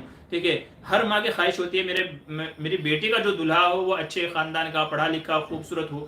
تو ماں باپ اپنے بچوں کے لیے غلط رشتہ پسند نہیں کریں گے. تو اس لیے ان کی جو پسند ہے اسی پر راضی ہونا چاہیے. اصل تو یہی ہے. فیاض احمد کہہ رہے مفتی صاحب میں جب سوتا ہوں تو ناک بجتا ہے، اس کا کوئی دعا بتا دیجئے. ناک نہیں بجے. جی بھائی، ناک بجنے کی تو میرے پاس فی الحال تو میرے ذہن میں کوئی دعا نہیں ہے. ٹھیک ہے، البتہ بعض اس کے علاج جو ہیں وہ کسی ڈاکٹر سے پوچھ لیجیے گا یا حکیم سے پوچھ لیجیے گا، وہ انشاءاللہ بتا دیں گے. باقی دعا فی الحال تو ذہن میں نہیں ہے. عبداللہ کہہ رہے ہیں مفتی صاحب آپ مسئلے مسائل کی کوئی کتاب ضرور پڑھاؤ ویڈیوز میں. جی ٹھیک ہے، انشاءاللہ آپ کی بات کے اوپر غور و فکر کیا جائے گا. کچھ ایسی مختصر کتابیں ہیں جن میں بہت سارے مسائل ہیں روزمرہ زندگی کے. آپ نے توجہ دلائی ہے، بار بار مجھے یاد دلاتے رہیے گا کمنٹ کر کے انشاءاللہ، میں تاکہ وہ سلسلہ شروع کر دوں، چونکہ مصروفیات کافی ساری ہیں تو آپ یاد دلاتے رہیے گا. عمران شیخ مفتی صاحب آج ایک مسئلہ سامنے آیا ہے کہ شوہر کو پتہ ہی نہیں کہ اس کا طلاق ہو گیا ہے اور کاغذات بھی سامنے آئے طلاق کے. یہ کیسے ممکن ہے؟ سنا ہے کہ کوئی قاری نے پیسے لے کر پیپر بنایا. پاسبل ہے یہ؟ دیکھیے، ہر طرح کے لوگ دنیا کے اندر موجود ہیں، تو کسی نے جھوٹ موٹ بنا لیا ہے پیپر تو یہ تو ممکن ہے. لیکن مسئلہ یہ ہے کہ جب تک کہ شوہر طلاق نہیں دے گا تب تک کہ طلاق نہیں ہوگی. اب چاہے شوہر زبان سے بول کر کے دے اور یا تو پیپر پہ لکھ کر کے دے یا تو سائن کر دے، پیپر لکھا ہوا ہے یا اس کے اوپر سائن کر دے پڑھ کر کے ہاں یہ طلاق نامہ ہے. تو جب تک کہ شوہر زبان سے نہ بولے، لکھ کے نہ دے یا لکھے ہوئے پہ سائن نہ کرے، تب تک کہ دنیا کو کوئی بھی آدمی طلاق کے پیپر بنا دے اس سے طلاق نہیں ہوگی. ٹھیک ہے، تو طلاق کے لیے ضروری ہے کہ شوہر ایکسیپٹ کرے یا طلاق دے. باقی آج کل ہر کچھ پاسبل ہے. توصیف خان السلام علیکم. بیوی کا اگر انتقال ہو جائے تو کیا غسل کرنے کے بعد دیکھ سکتے ہیں؟ جی ہاں، دیکھنے کی اجازت ہے. بیوی کو دیکھنے کی اجازت ہے، کندھا دینے کی اجازت ہے، بوقت ضرورت قبر میں اتارنے کی بھی اجازت ہے، بس نہلانے کی اجازت نہیں ہے. سہیل عالم پل صراط کیا ہے؟ پل صراط وہ راستہ ہے جو جنت و جہنم کے بیچ میں ہے، اور حساب و کتاب کے بعد بندہ اس سے گزرے گا تو جو جہنمی ہوں گے وہ جہنم میں گر جائیں گے کٹ کٹ کر کے، اور جو جنتی ہوں گے وہ پار ہو کر کے جنت کے اندر چلے جائیں گے. باقی حدیث کتابوں میں کافی ساری تفصیلات ہیں پل صراط کے حوالے سے. پل صراط ہے کیا؟ ایم ڈی اعظم آج کے زمانے میں دوسری شادی کیسے کریں؟ گھر والوں کے مشورے سے کریں. باقی مرد کو اجازت تو ہے لیکن بہتر یہ ہے گھر والوں سے مشورہ کر لیں. ٹھیک ہے، اس کے فائدے بتائیں، اگر ضرورت ہے تو ضرورت بتائیں. بھائی ایک بیوی سے ضرورت پوری نہیں ہو رہی ہے، خواہشات زیادہ ہے تو وہ بھی بتائیں. بھائی مجھے اور کرنے کی ضرورت ہے، بچے زیادہ چاہیے تو وہ بتائیں. ٹھیک ہے، مطلب جو آپ کی ضرورت ہے وہ بتائیں، گھر والوں کو قائل کریں تو زیادہ بہتر ہے. نہیں تو پھر لڑائی جھگڑے ہو جاتے ہیں. وہ کسی نے کہا تھا کہ بھائی 2 شادیوں والا جو ہے وہ 2 انگاروں کی طرح ہے، یہ ادھر سے کھینچتی ہے وہ ادھر سے کھینچتا ہے، تو ایسا ہوتا ہے. اور جو ایک والا ہے وہ بیمار ہے، بیوی بیمار ہوگی تو یہ بھی بیمار ہو گیا، کچھ کر ہی نہیں سکتا ہے بیچارہ. تو اس لیے تو گھر میں پہلے ماحول بنائیں. ٹھیک ہے، گھر میں ماحول بنائیں، ان کی رضامندی سے کریں تو زیادہ بہتر ہے. باقی یہ ہے کہ اللہ نے اختیار دیا ہے، عورت کو بتائیں، پوچھیں نہ پوچھیں، آپ کرنا چاہیں تو کر سکتے ہیں، چھپ کے کریں کھلم کھلا کریں، آپ کی مرضی ہے، اجازت تو ہے. السلام علیکم ورحمۃ اللہ وبرکاتہ. جی وعلیکم السلام. سیف عالم کیا کہہ رہے ہیں؟ چلنے تھا قتلا کرنے ہمارے نبی کا رتنا لگے نبی کیا صحیح ہے؟ مجھے سیف عالم آپ نے کیا پوچھنے کی کوشش کی ہے؟ میں سمجھا نہیں ہوں، اس کو ذرا دوبارہ لکھ دیجئے، اگر آپ اردو میں لکھ سکیں تو زیادہ بہتر ہے. صاحب عالم ایک گانا ہے کہ قدرت نے بنایا ہوگا فرصت سے تجھے میرے یار، کیا یہ گانا کفریہ ہے؟ دیکھیے فی الحال تو میرے لیے کفریہ کہنا مشکل ہے، کیونکہ اگرچہ بعض میں ایک صاحب کی ویڈیو دیکھ رہا تھا تو انہوں نے اس کے اوپر کفری کا حکم لگایا تھا کہ بھئی اللہ نے فرصت سے تجھے بنایا ہوگا میرے یار، تو اس کے اوپر انہوں نے کفریہ حکم لگایا ہے. لیکن مجھے اس کے اندر تعامل ہے کفریہ حکم لگانے میں، کیونکہ آپ زیادہ سے زیادہ یہ کہہ سکتے ہو کہ بھئی اس میں شاعر جو ہے وہ اپنی شاعرہ کے حسن و جمال میں مبالغہ کر رہا ہے، بہت زیادہ حد سے زیادہ اس کی تعریف کر رہا ہے. ٹھیک ہے، تو آپ یہ تو کہہ سکتے ہو، لیکن تجھے رب نے بنایا ہوگا فرصت میں میرے یار، تو اس کو کس اعتبار سے میں کفر کے زمرے میں داخل کروں فی الحال مجھے نہیں سمجھ میں آ رہا ہے. تو اس لیے میں کفر کا حکم لگانے میں تعامل کر رہا ہوں. اب جنہوں نے لگایا ہے تو وہ اس کی وجہ بھی بتائیں گے، ریزن بھی بتائیں گے. میں تو صرف اتنا ہی کہہ سکتا ہوں فی الحال باقی میرا یہ ایک مطلب ذہن میں تھا میرے انشاءاللہ کہ بہت سارے آج اس وقت اس طرح کے گانے ہیں جو شریعت کے اعتبار سے غلط ہیں. آپ اسے یوں تو کہہ سکتے ہو کہ غلط ہے، نہیں گانا چاہیے، ٹھیک ہے، کیونکہ یہ شکوک و شبہات والی چیز ہے، یہ الفاظ شکوک و شبہات والے تو نہیں گانا چاہیے. تو میرے ذہن میں تھا کہ میں انشاءاللہ ایسے گانوں کی نشاندہی کروں گا، لیکن وہی ہے، وقت فرصت کہاں کام ابھی باقی ہے، تو وقت نہیں مل پا رہا ہے کہ ان تمام کو جمع کر کے پھر ان کے اوپر مفصل بات چیت کی جائے، گفتگو کی جائے، تو وقت نہیں مل رہا ہے. باقی ہیں اس طرح کے بہت سارے گانے ہیں، ٹھیک ہے، جن میں اپنے محبوب کو خدا کہا گیا ہے اور پتہ نہیں کیا کیا دنیا بھر کے الفاظ کہے گئے. تو بہت سارے ایسے گانے ہیں جو کفریہ ہیں، لیکن یہ جو آپ نے ذکر کیا ہے اس میں مجھے تامل ہے. محمد منیر السلام علیکم مفتی صاحب، یا نبی سلام علیکہ، کہ یہ جو نعت ہے اس کو سننا سکتے ہیں یا نہیں، اور یا نبی کہنا کیسا ہے؟ دیکھیے، یا نبی اگر اس سے مراد ہمارا یہ عقیدہ نہیں ہے، یا نبی اگر اس سے ہمارا عقیدہ یہ نہیں ہے کہ حضور یہاں موجود ہے اور سن رہے ہیں، یہاں موجود ہے اور سن رہے ہیں، اگر یہ ہمارا عقیدہ نہیں ہے تو کہہ سکتے ہیں. دیکھیے، ایک چھوٹا سا ایک بیسک چیز آپ سمجھ لیجئے کہ لفظ یا جو ہوتا ہے نا، وہ کسی کو مخاطب کرنے کے لیے ہوتا ہے. میں کہوں یا حامد، یا خالد، تو جو میرے سامنے موجود ہوگا اسی کو تو کہوں گا نا. ممبئی میں بیٹھ کر کے میں سہارنپور میں کسی آدمی کو یا خالد کہوں تو لوگ مجھے بیوقوف کہیں گے، یار وہ ہے تو ہے نہیں یہاں پہ اور تو اس کو پکار رہا ہے. تو یہ عربی کا ایک بیسک قاعدہ ہے کہ لفظ یا جو کہا جاتا ہے وہ سامنے موجود بندے کو کہا جاتا ہے. اور ظاہر ہے کہ حضور ہر جگہ موجود نہیں ہے، ہر جگہ حضور موجود نہیں ہے، بلکہ حضور تو اپنے قبر مبارک میں آرام فرما ہے، وہاں پر تشریف فرما ہے. تو اس لیے میں یہاں بیٹھ کر کے یا نبی کہوں تو یہ عربی رول اور گرامر کے اعتبار سے منع ہے. ہاں، آپ وہاں جا کر کے قبر اطہر پر جا کر کے روزے مبارک پر جا کر کے کہیں یا نبی یا رسول اللہ تو وہ جائز ہے، چونکہ حضور وہاں موجود ہیں اور سنتے بھی ہیں، جواب بھی دیتے ہیں جیسا کہ حدیث میں، تو وہاں جا کر کے یا نبی یا رسول کہنا جائز ہے، کوئی شبہ نہیں ہے. لیکن یہاں رہ کر کے اس عقیدے کے ساتھ میں کہ حضور یہاں موجود ہیں، اس سے علماء نے منع کیا ہے. اور اگر یہ عقیدہ نہیں ہے، بس بندہ ایسے ہی محبت میں بولتا ہے، عقیدہ وہی ہے کہ حضور وہیں ہیں، یہاں نہیں ہیں، کیونکہ ہر جگہ ہر وقت موجود رہنا یہ اللہ کی صفت ہے، کسی بندے کی صفت نہیں ہے کہ جو ایک ہی وقت میں ہر جگہ موجود رہے. یہ صرف اور صرف اللہ کی صفت ہے. اگر ہم کسی بھی اس کے تعلق سے مان لیں کہ وہ بھی ہر جگہ موجود ہے تو پھر اللہ میں اور اس میں فرق کیا رہ جائے گا؟ تو گویا اللہ کی صفت میں شریک کرنا ہے کہ جیسے اللہ ہر جگہ ہے ویسے بندہ بھی ہر جگہ ہے. حالانکہ اللہ کی صفات میں شریک کرنا یہ بھی شرک ہے، اللہ کی ذات میں شرک کرنا بھی شرک ہے، اللہ کی صفات میں شریک کرنا بھی شرک ہے. تو اس وجہ سے علماء منع فرماتے ہیں کہ بچنا چاہیے، لیکن اگر وہ عقیدہ نہیں ہے تو پھر کہنے کی گنجائش ہے، اگرچہ احتیاط یہ ہے کہ بچا جائے. ایم ایس حسین، مرد کو سر میں وگ لگانا کیسا ہے؟ ایسے ہی عورتوں کو، دیکھیں نقلی بال لگانا عورتوں کے لیے تو ان کو تو مطلب ان کے لیے ضرورت ہی نہیں ہے نا، ان کے تو پہلے سے ہی بال ہے تو ان کو لگانے کی ضرورت کیا ہے؟ تو نہ لگانا بہتر ہے. اور بالوں کی ہی وگ لگانا، اس سے تو حدیث میں منع کیا گیا ہے کہ بھئی کسی عورت کے لیے جائز نہیں ہے کہ وہ اپنے بالوں میں کسی دوسرے عورت کے بال لگائیں. ہاں، جو نقلی وغیرہ بال آتے ہیں دوسری چیزوں کے، تو بہت ساری عورتیں ہیں جو اپنے بال گھنے دکھنے کے لیے لگاتی ہیں. تو بعض علماء نے اس کی اجازت دی ہے جو کسی عورت کے بال نہ ہوں، کسی اور چیز سے بال بنائے گئے ہوں، تو بوقت ضرورت یا فیشن کے لیے علماء نے اجازت دی ہے، اگرچہ پسندیدہ نہیں ہے. رہ گیا مرد کا مسئلہ، تو اگر ٹکلا ہے تو وگ لگانے کی اگرچہ اس کے بھی لیے گنجائش ہے، لیکن اگر وگ اترنے والی ہے تو پھر وضو اور غسل جب ہوگا جبکہ اس کو اتار کر کے کرے، اس کے ساتھ میں وضو اور غسل نہیں ہوگا. ہاں، اگر بال ایسے جو چپک گئے، آج کل جیسا کہ ہیئر ٹرانسپلانٹ جو ہو رہے ہیں، بالوں کی جو سرجری ہو رہی ہے، تو اگر بال چپکے ہوئے ہیں، ایسے اگائے گئے ہیں، تو پھر اس کی اجازت ہے. سیف عالم کہہ رہے ہیں بھولنے کی دعا بتا دیجئے مفتی صاحب جی.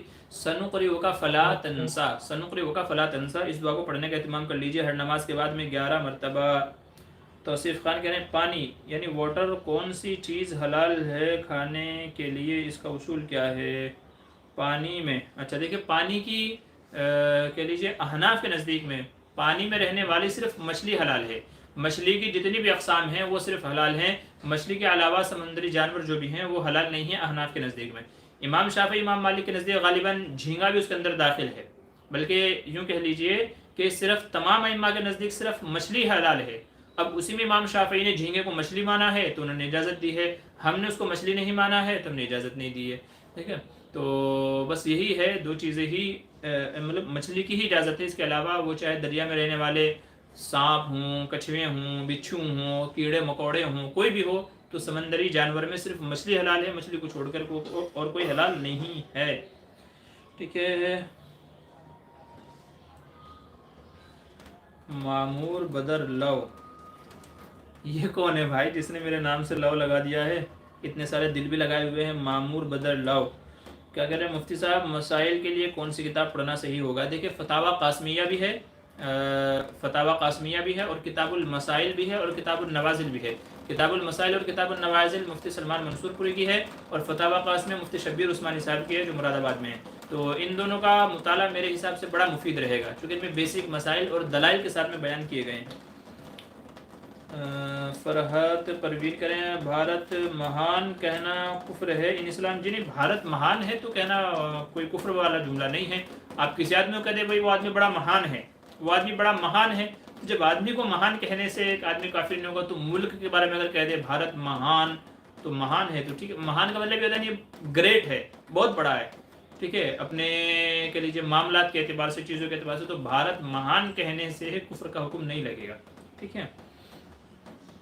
और क्या करें, मामूर बदर लव क्या करें मुफ्ती साहब, जय हिंद वंदे मातरम कहना कैसा है?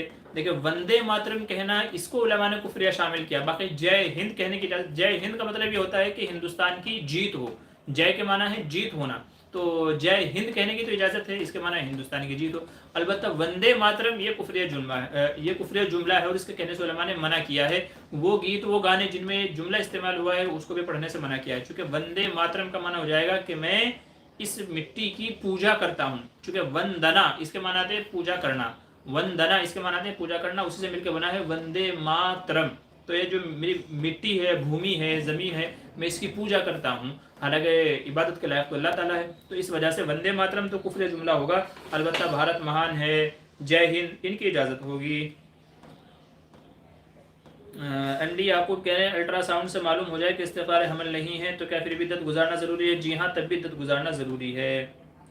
शकील अहमद कह रहे हैं अस्सलाम वालेकुम हज़रत, उम्मीद है आप खैरियत से होंगे, अल्लाह आपकी उम्र में बरकत अता फरमाए, आपके क्या कह रहे हैं जिहाद सित्ता से हिफाजत फरमाए। जिहाद सित्ता, अच्छा 6 के 6 जिहाद से, जी जी शुक्र, जज़ाकल्लाह, आपको जज़ा खैर अता फरमाए और आपकी दुआ को कबूल फरमाए। अच्छा दूसरी बात ये सुन लीजिए कि हमने जो अपने मुसाबक़े का जो ऐलान किया था, क़िराअत कंपटीशन जो हमने रखा है, तो अगरचे 24 तारीख उसकी रखी थी लास्ट डेट, लेकिन अभी बाद साथियों की और वीडियो आना बाकी है, तो इसलिए इस डेट को बढ़ा दिया गया है। तो तकरीबन कुछ और साथियों की वीडियोस आ जाएंगे, फिर उन सबको एक साथ हम अपने चैनल पे लाइव प्रोग्राम दिखाएंगे इंशाल्लाह।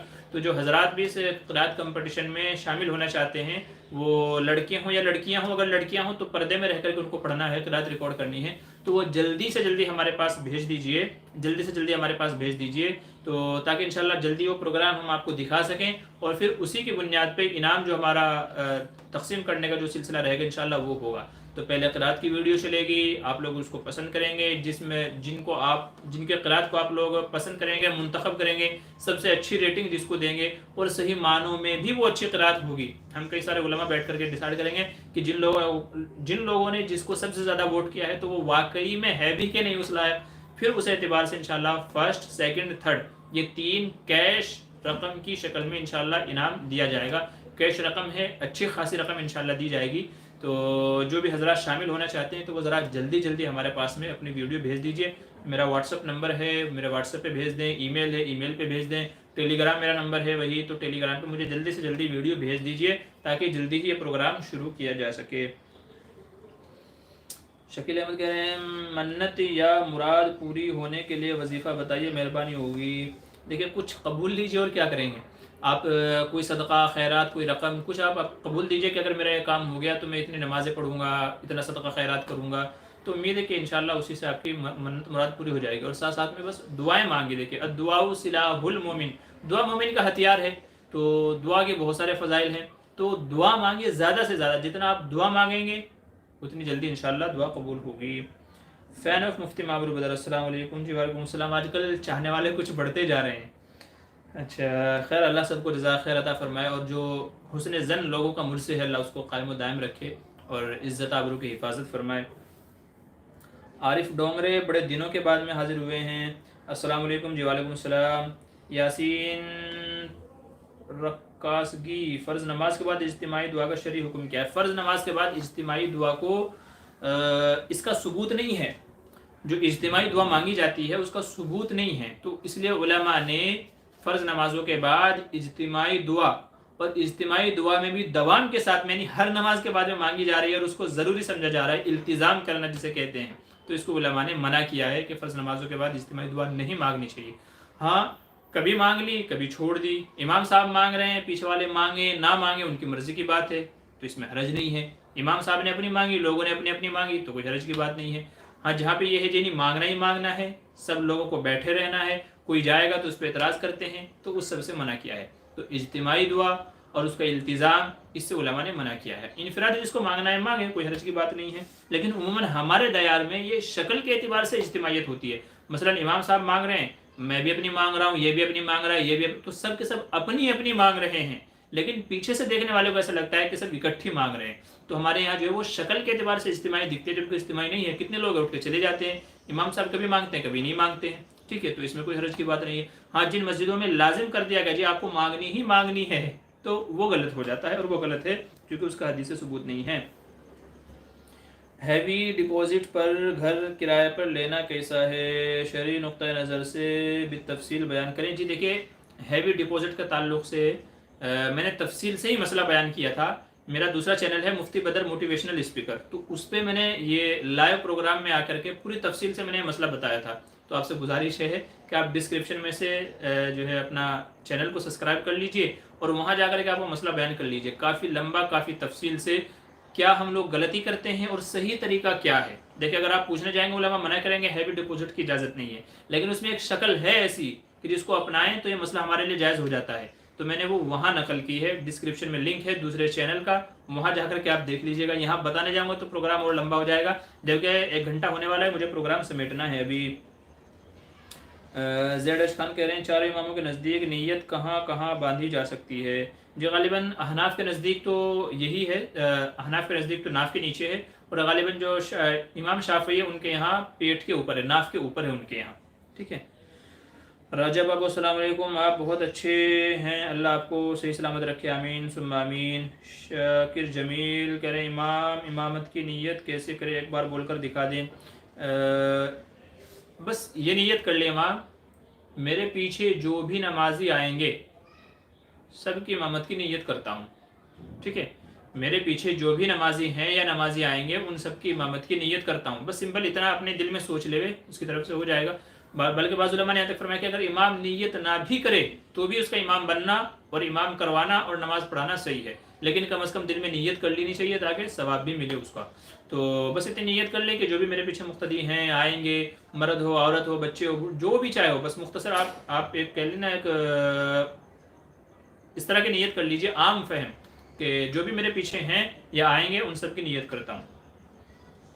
مامور بدر اللہ مفتی صاحب جے ہند بندے محترم، جی اس کا جواب دے دیا ہے۔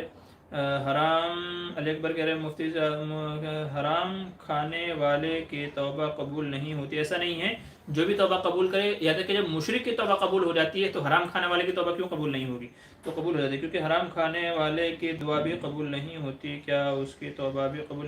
دیکھیں ایسا نہیں ہے، دعا تو نہیں قبول ہوتی، جیسا کہ بعض احادیث میں ہے کہ بھئی ایک بندہ آتا ہے اللہ سے دعا کرتا ہے مانگتا ہے مگر دعا قبول نہیں ہوتی، چونکہ کھانا حرام، پینا حرام، لباس حرام، تو لیکن اگر کوئی توبہ کر لیتا ہے تو توبہ سے مراد یہ نہیں ہے کہ وہ دعا، توبہ جو بھی کرے گا اس کی توبہ قبول ہوگی۔ جب اللہ مشرک کی توبہ قبول کرتے ہیں تو ایک مسلمان ہے بس حرام کے اندر مبتلا ہے، اس کی تو بدرجہ والا توبہ قبول فرمائیں گے، تو توبہ بھی قبول ہوگی، اور جب وہ توبہ کر لے گا تو اس کی دوسری عبادات ہیں اعمال ہیں وہ بھی قبول ہوں گے۔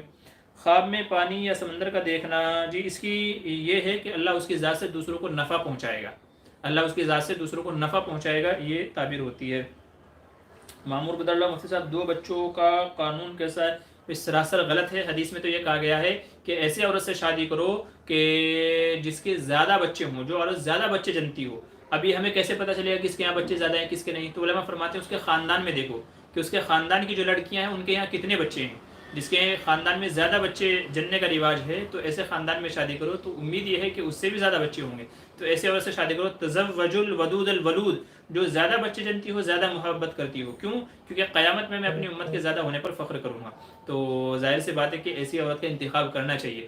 تو 2 بچے والا قانون ظاہر سی بات ہے کہ اسلامی اعتبار سے یہ سراسر غلط ہے، بلکہ دنیاوی اعتبار سے بھی غلط ہے یار۔ اگر دونوں کا ایکسیڈنٹ ہو گیا یا ایک ایکسیڈنٹ ہو گیا کہ نالا کے نکل گئی تو آپ کیا کریں گے؟ آپ کیا کریں گے؟ اور کسی نے کہا تھا کہ یہ 2 قانون بنانے والا وہ شخص ہے جو اپنے ماں باپ کی چھٹی اولاد ہے، جو اپنے ماں باپ کی 5ویں 6ٹھی اولاد ہے وہ قانون بنا رہا ہے کہ صرف بچے 2 ہی ہونے چاہیے. تو یہ جتنے نعرے ہیں سب کے سب اسلامی اعتبار سے بھی غلط ہے, دنیاوی اعتبار سے بھی غلط ہے, بہت سارے ان کے نقصانات ہیں, تو شرعی اعتبار سے تو غلط ہے ہی ہے. سہیل عالم, کیا مزار پہ جانا گناہ ہے؟ آپ مزار پہ کس نیت سے جا رہے ہیں اس کے اوپر ڈیپینڈ کرتا ہے. اگر آپ وہاں جا کر کے منتیں مانگنا, روزی روزگار مانگنا, بچے مانگنا اس نیت سے جا رہے ہیں تو گناہ ہے, چونکہ یہ تو اللہ دیتا ہے. اور اگر ان کے ایصال ثواب کے لیے آپ جا رہے ہیں کہ بھئی یہ جو اس کے اندر اللہ والے ہیں ان کو سورہ اخلاص پڑھ کر کے ثواب پہنچا دیں, کچھ اور پڑھ کر کے ثواب پہنچا دیں, تو اس نیت سے اگر جا رہے ہیں تو پھر اس کی گنجائش ہوگی, اگرچہ اس زمانے میں بچنا ہی بہتر ہے.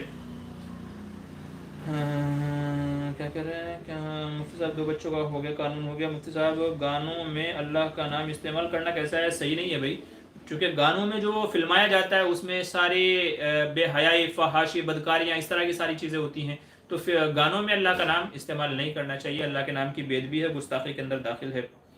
ایم ڈی صداقت, مفتی صاحب تہجد کی نماز پابندی سے پڑھنا کیا بدعت ہو سکتا ہے؟ جی بالکل نہیں ہو سکتا. بدعت کیسے ہو سکتا ہے؟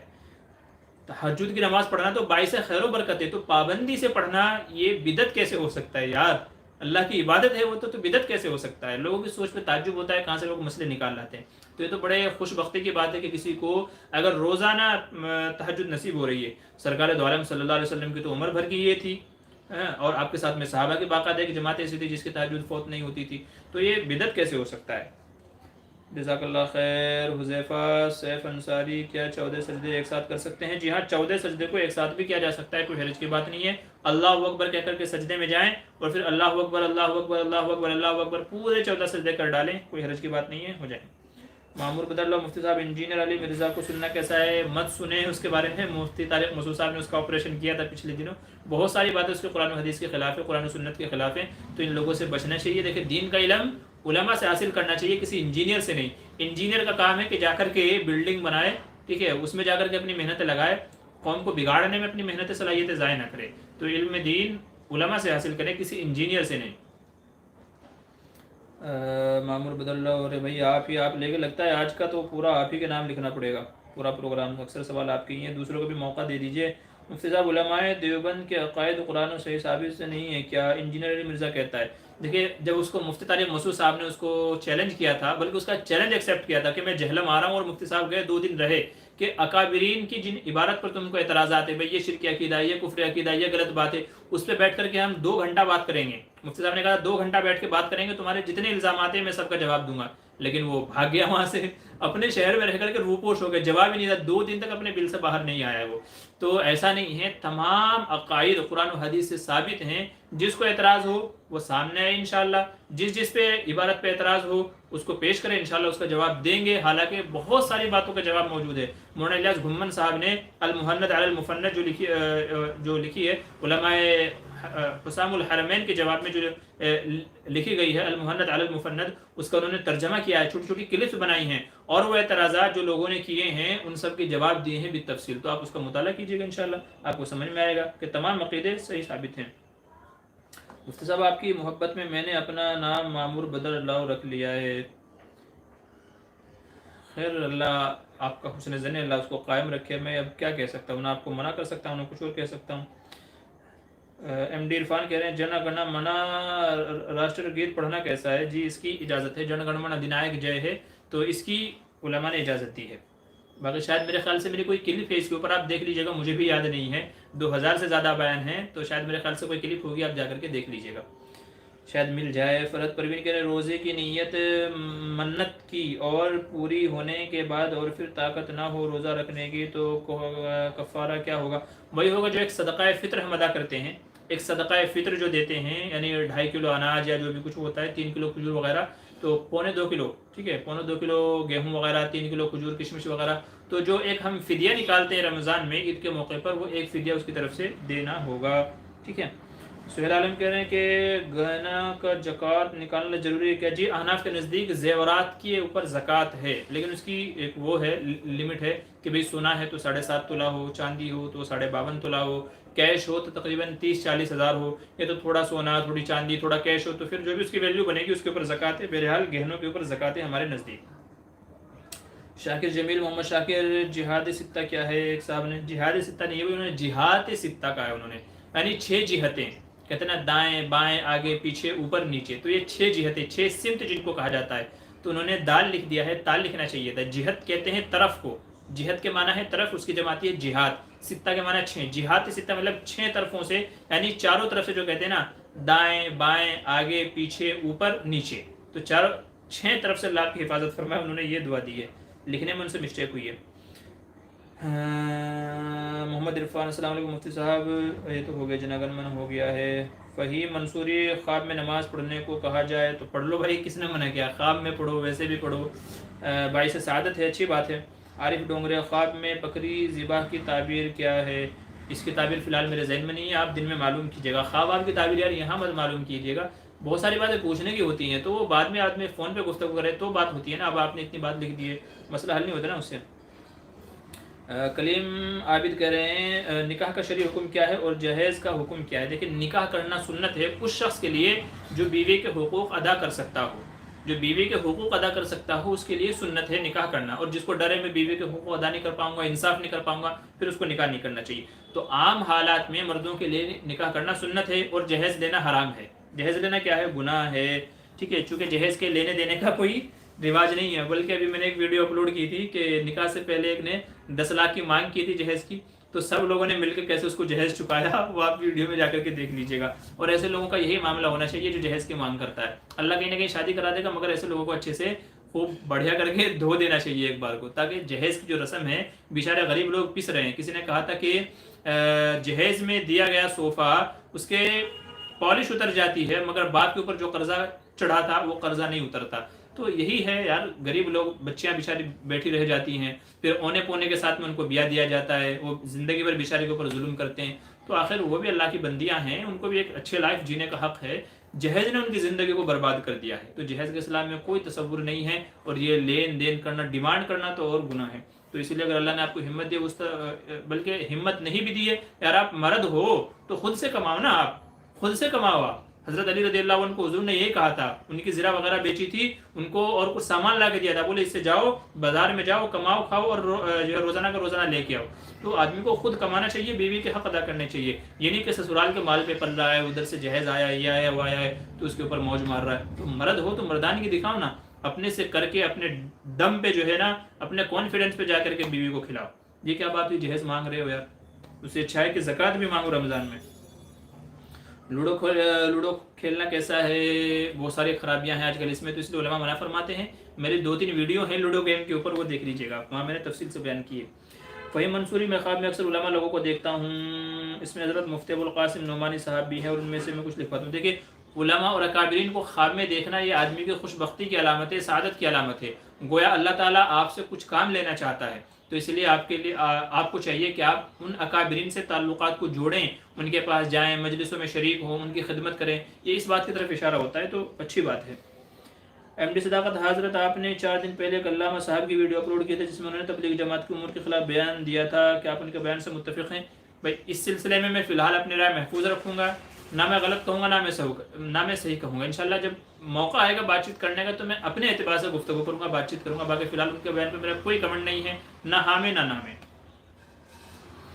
मरगूब मलिक, मुफ्ती साहब अस्सलाम वालेकुम। वालेकुम सलाम जी। Mohammad Khalil Khan, happy new year, wish करें तो रिप्लाई दें या नहीं? आपको रिप्लाई नहीं देना है। इंशाल्लाह हमारा 29 तारीख को प्रोग्राम होने वाला है इस सिलसिले में, उसी में यही सारे टॉपिक होंगे, मसाइल होंगे, आप उसमें जुड़ जाइएगा, तो वहाँ तफसील से बात होगी।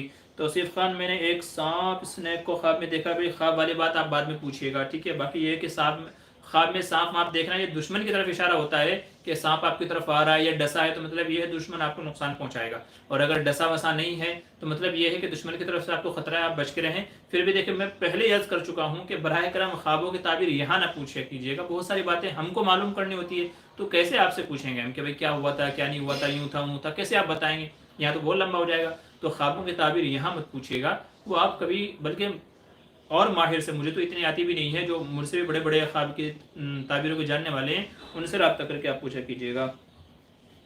फ़हीम मंसूरी, ख्वाब में नमाज़ पढ़ाते हुए देखना अपने आप को, ये रफ़त बुलंदी, ये क्या हो गया, सभी लोग ख्वाब के ऊपर ही आ गए हैं। ठीक है, रफ़त बुलंदी की अलामत है, अगर कोई इबादत करते हुए देखता है तो रफ़त बुलंदी की अलामत है। چلیے مسرور احمد بھائی کھانے کے لیے تاخیر ہو رہی ہے. بھائی میرے گھر والوں کا بڑے بھائی کا میسج آ گیا ہے, ٹھیک ہے, اب آپ سے معذرت چاہتا ہوں. بس یہ میں اور آپ لوگوں سے نہیں کر پاؤں گا زیادہ, ٹھیک ہے, چونکہ کھانے پہ انتظار ہو رہا ہے اور 1 گھنٹہ 10 منٹ ہمارے پروگرام کو ہو گیا ہے. تو انشاءاللہ جو ہمارا ہیپی نیو ایئر والا جو پروگرام ہونے والا ہے اس میں شامل ہو جائیں, جمعرات کو جو پروگرام ہوگا اس میں شامل ہو جائیں. تو آپ کے جو بھی سوال ہوں گے آپ انشاءاللہ وہاں ان کو حل کرا لیجیے گا. فی الحال مجھے اجازت دیجیے گا.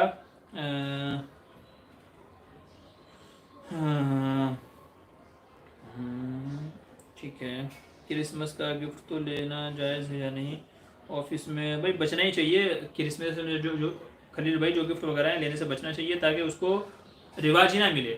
ہم نے لے لیا مطلب یہ ہے کہ ہم بھی کہیں نہ کہیں شریک ہو رہے ہیں نا, کل کو وہ بھی امید رکھے گا بھائی یہ بھی مجھے دے, تو بہتر یہ ہے کہ آپ پہلے ہی رسی کاٹ دے کر نکٹ کر دیں.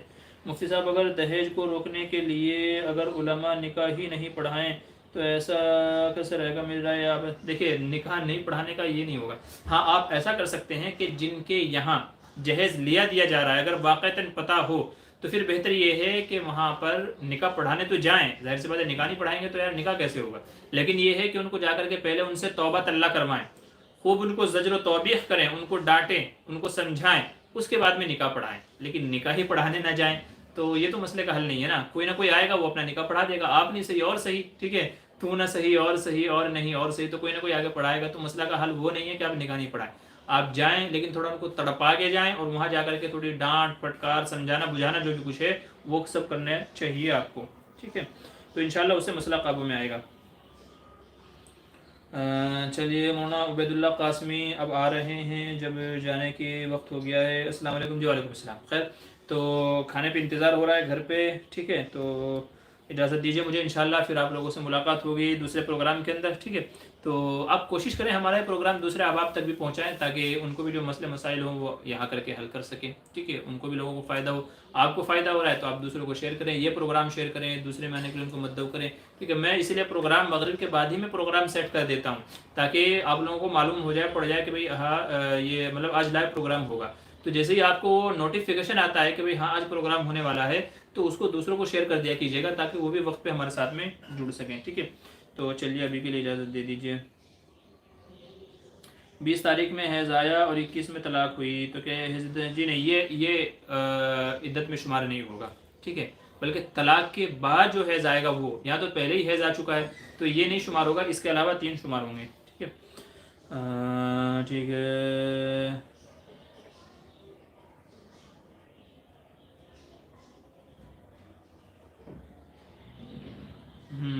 حذیفہ بھائی کا ایک سوال ہے. دیکھیے وہ تو کہتے ہیں نا بھائی, بہت سارے لوگ ایسے ہوتے ہیں کہ جن کو جلدی توفیق نہیں ملتی, وہ کام سے جڑے ہوئے ہوتے ہیں, اللہ ایسے لوگوں سے کام کاج دیتا رہتا ہے. لیکن ایسے بہت سارے لوگ ہوتے ہیں پکے نمازی ہیں, پابندی ہیں, ٹھیک ہے, دیندار ہے, لیکن پھر بھی کسی کے اخلاق خراب ہیں, کسی کے معاملات خراب ہیں, تو آپ ان کی اصلاح کر دیں, نہیں تو ان کے حق میں دعا کرتے رہیں. تو ایسے ہر طرح کے نمونے کے لوگ موجود ہوتے ہیں, ہر طرح کے لوگ موجود ہوتے ہیں.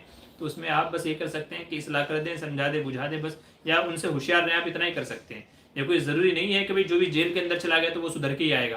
کتنے لوگ ایسے ہیں جو جیل میں جانے کے بعد بھی بگڑ کے آتے ہیں الٹا, اور ڈھیٹ ہو کے آتے ہیں اور باہر آ کر کے مزید وہ کرتے ہیں, غلط کام کرتے ہیں. تو یہ کوئی ضروری نہیں ہے کہ جو چلے میں جا رہا ہے جماعت میں لگائے وہ علامہ بن کے آئے گا اور وہ حسن بصری بن کے آئے گا, ایسا ضروری نہیں ہے. تو لوگ اس میں جانے کے بعد بھی بگڑے کے بگڑے رہتے ہیں, تو اس سے یہ نہیں ہوگا کہ بھائی یہ کام غلط ہے, اس میں وقت نہیں لگانا چاہیے, ٹھیک ہے. تو فی الحال اجازت دیجیے, چلیے تب تک کے لیے خدا حافظ, السلام علیکم. ایک دوسرے کے حق میں دعا کرتے رہیں. میں محمد معمور بدر آپ سے اجازت چاہتا ہوں, انشاءاللہ پھر ملاقات ہوگی آپ لوگوں سے.